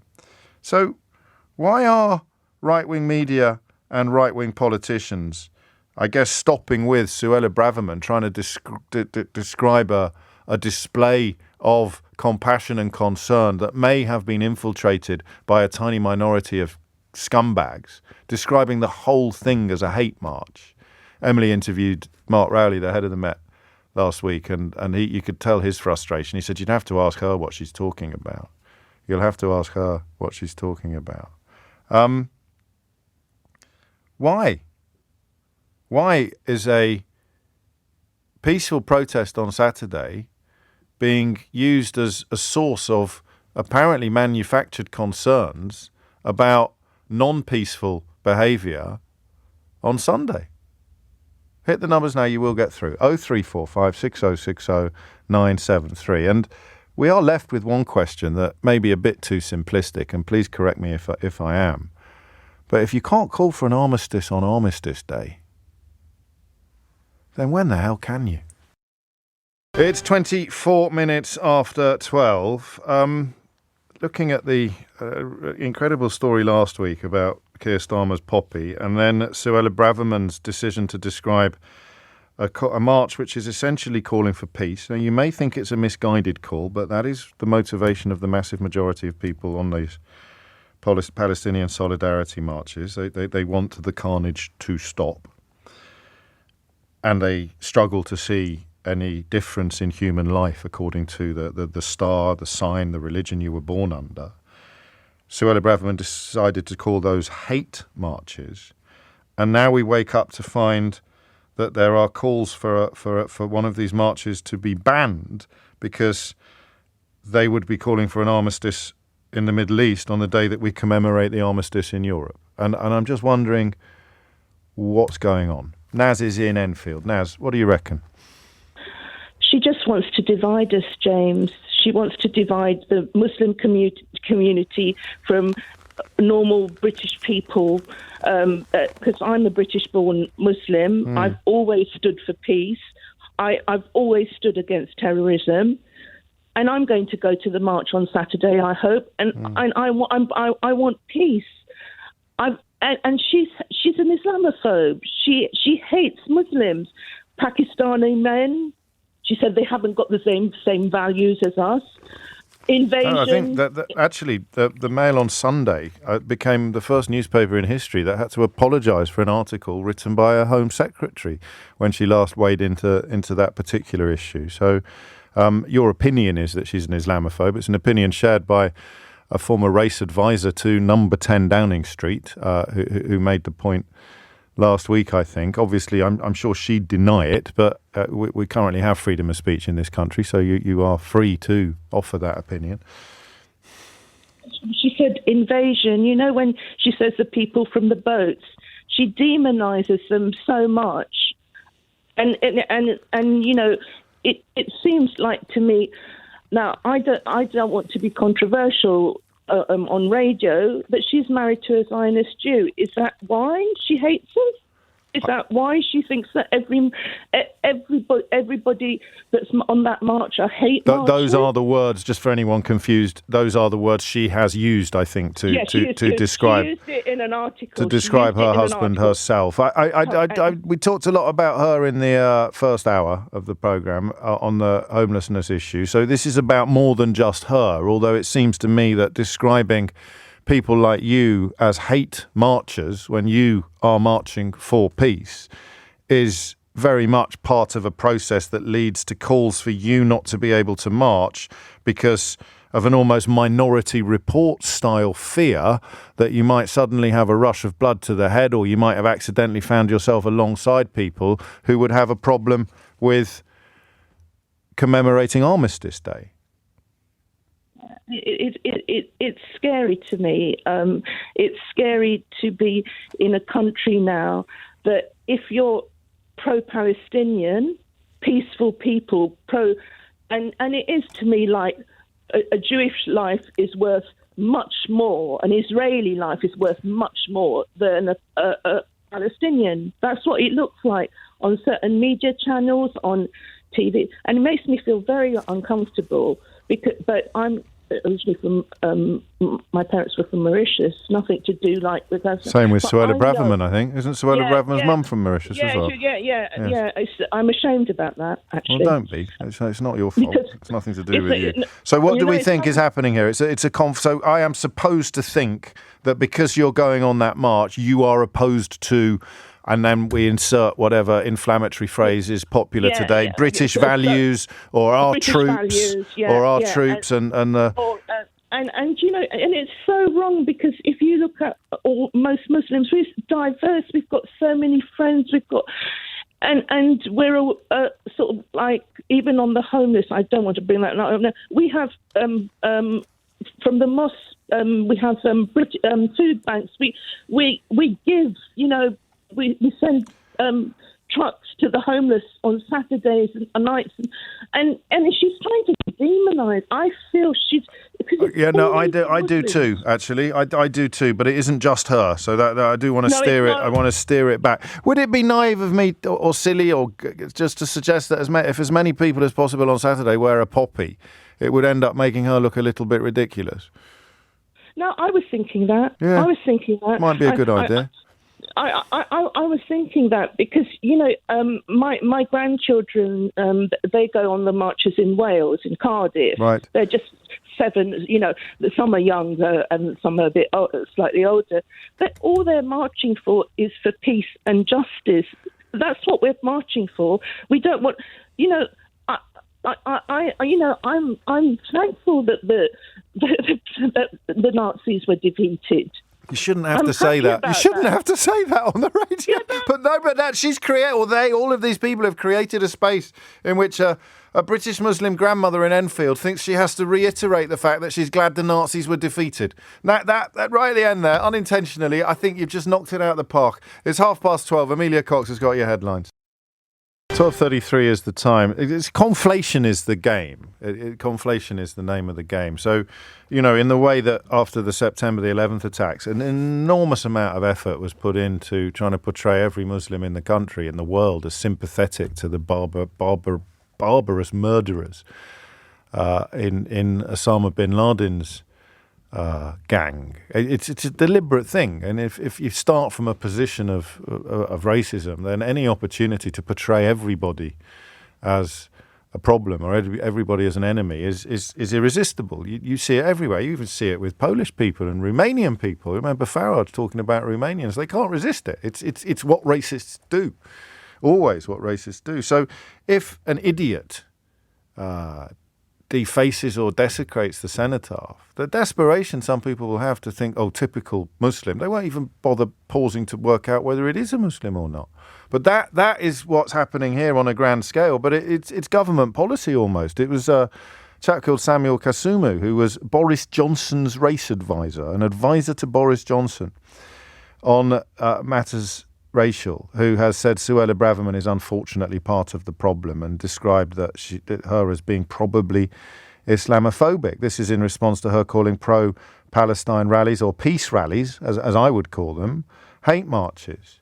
And of course, if you don't want Hamas to stop sending missiles into Israel, then you are not a peace marcher. You are, supportive of military action in the way that many people are supportive of Israel continuing to bombard Gaza. You're not a peace marcher either. But the massive majority are not marching for any reason other than to call for a cessation of the bombardment of Gaza, where, thousands of children have already been killed. 12:35 is the time. So what's happening here? Ray is in High Wycombe. Ray, what would you like to say? Hey, James. How Hello. are you? Very well, thank you. What's on your mind? Oh, lots, and I don't even know if I can actually decipher my own thoughts, to be honest. First of all, I'd like to thank you very much for opening up the debate, because I have not heard on any of the mainstream channels, the news channels, even the BBC, of anybody having what I think is rational thought about and how you've articulated What am I supposed to be worried about is what I'm asking, really. I think so, yeah. And I think even when what's the complaint? That people are going to exercise their sort of freedoms that were actually fought for, like you said, on Armistice Day. If you're celebrating, an armistice, that's what we're calling for. I've never been on a march before, and I've never called in an LBC either. But blimey, what a week. I've been so motivated. I had such a down day yesterday. I'm sorry. When, there was another sort of news report, and, somebody who was Stop the War Coalition was being challenged so hard just because of the words that he was using. I was thinking, but the sentiment is to stop war, stop killing, stop people. Is this, in 2023, is this what we have to resort to? I don't know. I'm not a big fan of the Stop the War Coalition, so I'd need to know this. I don't want to go into the specific details of the thing that you described now, but there's a little bit more to them than simply what it says on the tin, and there's enough going on with what is ahead of us rather than what is behind us. What if a dozen or more? I guess what I've spent the morning looking for is the source of the concern. And I've failed to find anything that suggests anybody is planning or wants to disrupt Armistice Day, let alone Remembrance Sunday. And I'll tell you something else interesting, Ray. If quite a few people have been in touch making the same point, is that until we did the introduction and explained what was going on here, people actually, here's a good one from Mimi. I consider myself actively engaged in politics, James, and even I didn't know that the march was on the Saturday rather than Remembrance Sunday. Exactly the government and the media is deliberately making it sound like the march is planned for Remembrance Sunday. Agreed. And what I'd heard was that the protest, the march was not going to go anywhere near the Cenotaph. And it's scheduled to start. Okay. It's scheduled to start 2 hours after the Armistice commemoration ceremony. So everywhere you turn, the question of what we're supposed to be worried about, everybody up to the Prime Minister and the front page of national newspapers is telling us it needs to be banned because of concerns. What are the concerns? What are they based on? And where do they come from? And why? I mean, and I'm not going to lie. Over the last few weeks, I've been quite scared. So I know the Jewish community, and I feel for them. They must be sick and tired of living with this stress all the time. That of the history and what people might be thinking, or if certain words get said and how they it can impact them. But I'm scared. Yeah. I'm scared of the future. I said to my daughter the other day, I said, do we need to start taking our money out of our banks and sort of making sure that we're sort of financially safe and stuff like that? Only if you're on benefits, because they're going to be checking them to make sure that you're not squirreling away savings or something. I've forgotten what that story was. And I just got lots of things popping into my mind at the moment. I'm thinking of the Countryside Alliance March, which was a lot more violent than any of the pro-Palestinian. And didn't someone out of Pink Floyd's son get jailed for dangling from the cenotaph not long ago? That's right. And also, what about marches? You're kind of protesting for something, but you have Notting Hill every year, and I love it. But you have murders there. That doesn't get banned. I missed that last bit. Where do you have murders?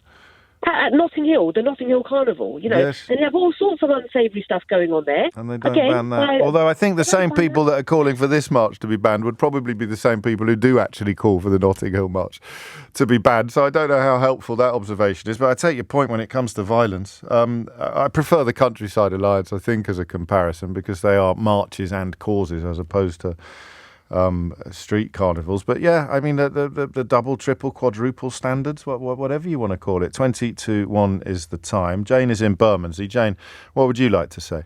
Yeah, I think they're just using it cynically as a wedge issue. I think they've behaved so badly as a government that they have no leg to stand on. So what they're trying to do is just stir up problems and hatred on issues like this. And I'd also like to say, I think it's very insulting to assume that the armistice, etc., is just for white people. Do you think that's the subtext? Well, Suella Braverman's not. She's from an ethnic minority, of course, but there is something in play. They're using anything. It would be gays, lesbians, whatever next. And I really think it's insulting because loads of Commonwealth soldiers and soldiers from India and Pakistan lost their lives. 1.5 million Muslims alone were killed in action. Yeah, in the First and Second World War. That's just the second one. So the numbers. I mean, how do we commemorate them? If calling for people in Palestine not to be killed somehow puts you at odds with people commemorating the sacrifices made in the world wars and other wars. But some estimates put the number of Muslims that fought on the Allied side in World War II at 5.5 million. Yeah, absolutely. And so I think it's a real insult to assume that those people, you don't want to honour their dead as much as we want to honour them. I'd be honest with you, if it wasn't for the poppy last week, I don't know that I would have done this because I just thought that's so obviously. But I mean, how desperate do you have to be to malign Keir Starmer, to pretend that he took off his poppy for fear of offending Muslims without being able to explain why wearing a poppy would have offended Muslims? I mean, it's just frankly bizarre. And yet here we are looking now at a much bigger story, calls to ban, as if 700,000 people are all somehow diametrically opposed to the commemoration of the war dead. The Allied war. Well, it's not just the Allied war dead, is it? If you would take it in its purest form, then the Remembrance Sunday would remember and commemorate everybody's dead. Every soldier that dies in conflict. 12:42 is the time. It's a strange old business. Laura's in Camden. Laura, what would you like to say? Hi, James. Well, I'm a bit nervous for starters, but I'll because I feel like we could disagree on this, so I'm getting prepared to be shouted at. Well, I don't shout, Laura, but obviously. So I guess my point is that Armistice Day to me, and I think this is generally accepted, feels like it's a representation of fight and an end against fascistic behaviour, against, and especially at the end of the World War II, of the rise of Nazism and the killing of 6 million Jews. And it's a special day, not only for me as a British Jew, but me as a British citizen. And frankly, there does feel an incongruence between the two. I don't want to jump in earlier. Yeah. But the significance of Remembrance Day is directly linked to the end of the First World War in 1919. Yes. So that's the significance of the date and the moment and the time and the 11th hour of the 11th day of the 11th month, long before Hitler's rise, long before the Nazis even existed. But I fully appreciate your interpretation of the events, but I just need to clarify that historically that's not the case. Yeah, and I'll accept that. It's not really a question of accepting it, is it? Well, it just is. True, right? Yes. But to me, and as I said, disclosing the fact I'm a British Jew, I've already got certain intimidation issues about these protests. Of course, I can understand that.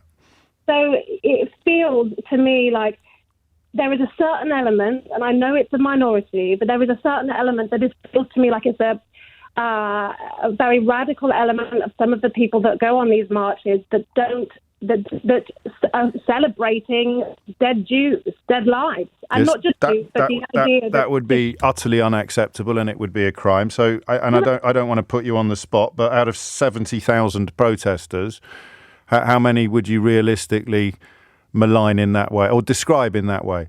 I don't know, but I would say because remember the ones you're not putting in that category would be banned from making their peaceful. Well, they wouldn't be banned. It could be postponed, right? So my point is that Saturday's march would be banned. You can't postpone Saturday's march. Okay, it just becomes a march on another day. Yeah, there isn't. If you say the word banned, it sounds like it's never going to happen again, and I don't think that's. I'm just reading the front of the Telegraph. I'm using the language that the politicians are using. All right, so we'll say it's been banned, right? But there is a minority, as we know, of people that are, at least, if I'm being charitable, confused about thinking about their thinking around this, right? Yes. They conflate various issues, and to me, maybe, but you just conflated the end of the Second World War with the end of the First World War. It's not a crime, is it? I don't think it's quite as serious a crime as conflation with support for, but then we'd need to establish how many of those 70,000 could be reasonably accused of that. I do understand your position, but I think you'll probably be surprised to discover that you think it's reasonable to call for a temporary cessation of peaceful protests, but not a temporary cessation of the bombardment of Gaza. Well, I would, actually. I would call for a temporary cessation of the bombardment. Well, then there's a march you can go on Saturday. No, but just I think my point is that all I seem to have forgotten now, because we're talking about the bombardment at Gaza, and now I've just got all these images of children going through my head. Me too. Yeah, sorry. So, but I don't think that is this protest just about calling for ceasefire? Is that what they're calling? Well, then for? only the people on it can answer that question. And my belief is, my point is, there's a massive mixed element. And if I were organising this, if I were part of the Palestinian Solidarity Campaign, just even as a PR exercise, I would say, you know what, guys, let's do it the following Saturday. Let's show everyone that. Well, I've got someone from that campaign on next, but just to clarify, the bombs would continue to drop. But the march calling whether or not the march goes ahead, I have to finish. The bombs would continue to drop, but the march calling for it to stop should be postponed. Correct. Okay. I mean, at least that's clarity. I can't complain about your clarity. I find that incomprehensible in logical and moral terms, but I'm grateful to you for your honesty. It's 12:47. 10 to 1 is the time. You are listening to James O'Brien on LBC. It was completely coincidental that Laura just mentioned the Palestine Solidarity Campaign in the UK, when in response to me pointing out that you would have to ask people marching why they are marching, and I remain it was a good mannered exchange, a respectful exchange, but I do find something a little incongruous or incomprehensible about the idea of wanting to postpone calls for the bombing to stop while the bombing continues. I just do. And you could even elevate that to the observation, which I didn't come up with myself, I've seen it elsewhere over the weekend, of calling for an armistice on Armistice Day has apparently become controversial. But maybe there are things that we should be concerned about. Maybe there are substantive, meaningful grounds for these calls from right-wing media and some very right-wing politicians to ban a call for an armistice on Armistice Day. Ben Jamal is a director of the Palestine Solidarity Campaign in the UK, and therefore has probably been following this curious story even more closely than the rest of us. Where do the worries come from, Ben? Do we know the concern that there may be a disruption or a defilement or a desecration? What is the source of these fears? Yeah, good afternoon, James.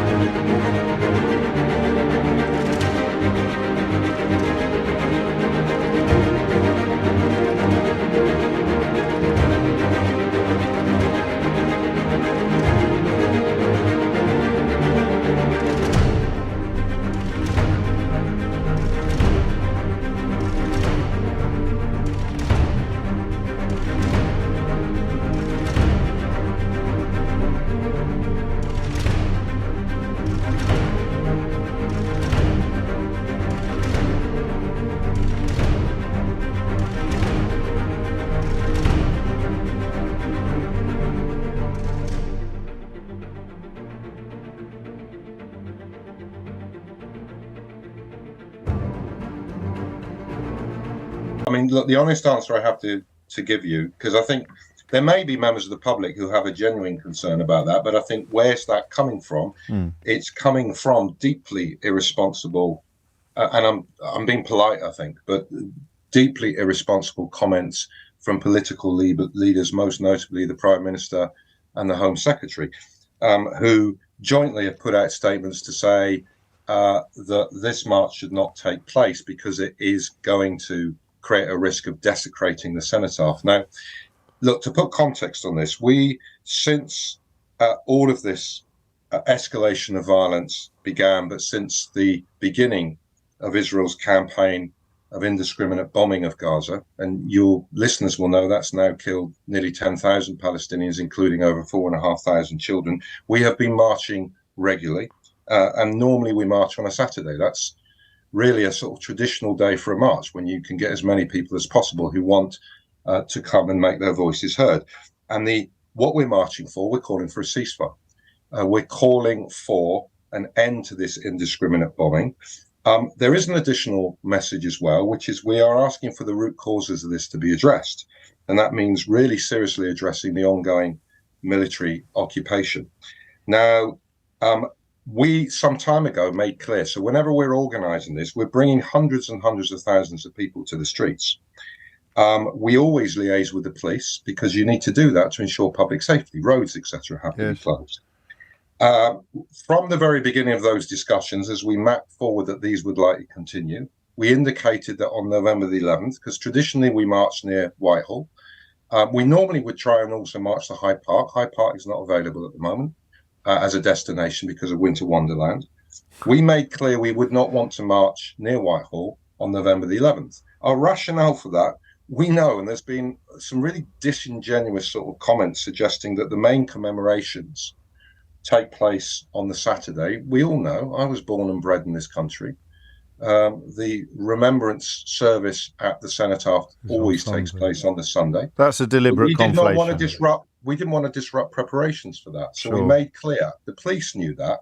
Now, unless we're led to believe that the Prime Minister and Home Secretary hasn't been talking to the police, which I would find pretty extraordinary, given that the police know, and given that the police have been in agreement and mapping out with us, agreeing the route of the march, which is well away from central London, and we are not marching also. Of course, what happens on November the 11th is the 2 minute silence. Yes. We're not marching till way after that. The idea that marching well away from the centre of London after the 11 o'clock minute silence, 2 minute silence, is somehow a threat to the Cenotaph and is going to desecrate the Cenotaph is a grotesque argument, and it's designed really to smear those who are marching and suppress public support for a ceasefire, which stands at 76%. So that's where it's coming from. And as I think I heard you say in your previous comments, there's something I think morally grotesque about an argument that it's okay, because the people making this argument about the march are the people calling that there should be no ceasefire. So it's okay for the bombs to keep falling, but it's not okay for people to protest that indiscriminate bombing. I didn't use the word grotesque, but I could have done. What about the rogue element in a march? If 70,000 people turn up, then we have seen people essentially celebrating Hamas's terror attacks. We've seen small numbers of people. I mean, there are some live legal cases, so we have to be careful what we say. But it is, and there have been some anti-Semitic banners and posters, and there have been some grim shouts and chants. So there is a small contingency who may be opposed to what is represented on November the 11th and this week on November the 10th. Yeah, and look, it's worth saying, I mean, the police always give estimates to the march. I think anyone who organises a march will know that the police estimates are always way lower than the actual figure. But even by the police estimates, I think the police have estimated that in entire British history, there's only been 10 marches of more than 100,000 people, but they've estimated two of ours to be 100,000. Yes. So you're saying it's a heck of a lot more than that, which makes the percentage question even more pertinent. But, it does. But let me read you, because we're going to run out of time. Let me read you something. Yeah. So it is understood that Metropolitan Police officers are especially worried about a public backlash if they are forced to detain veterans who clash with protesters. Do you have, Ben Jamal, the first inkling where that comes from?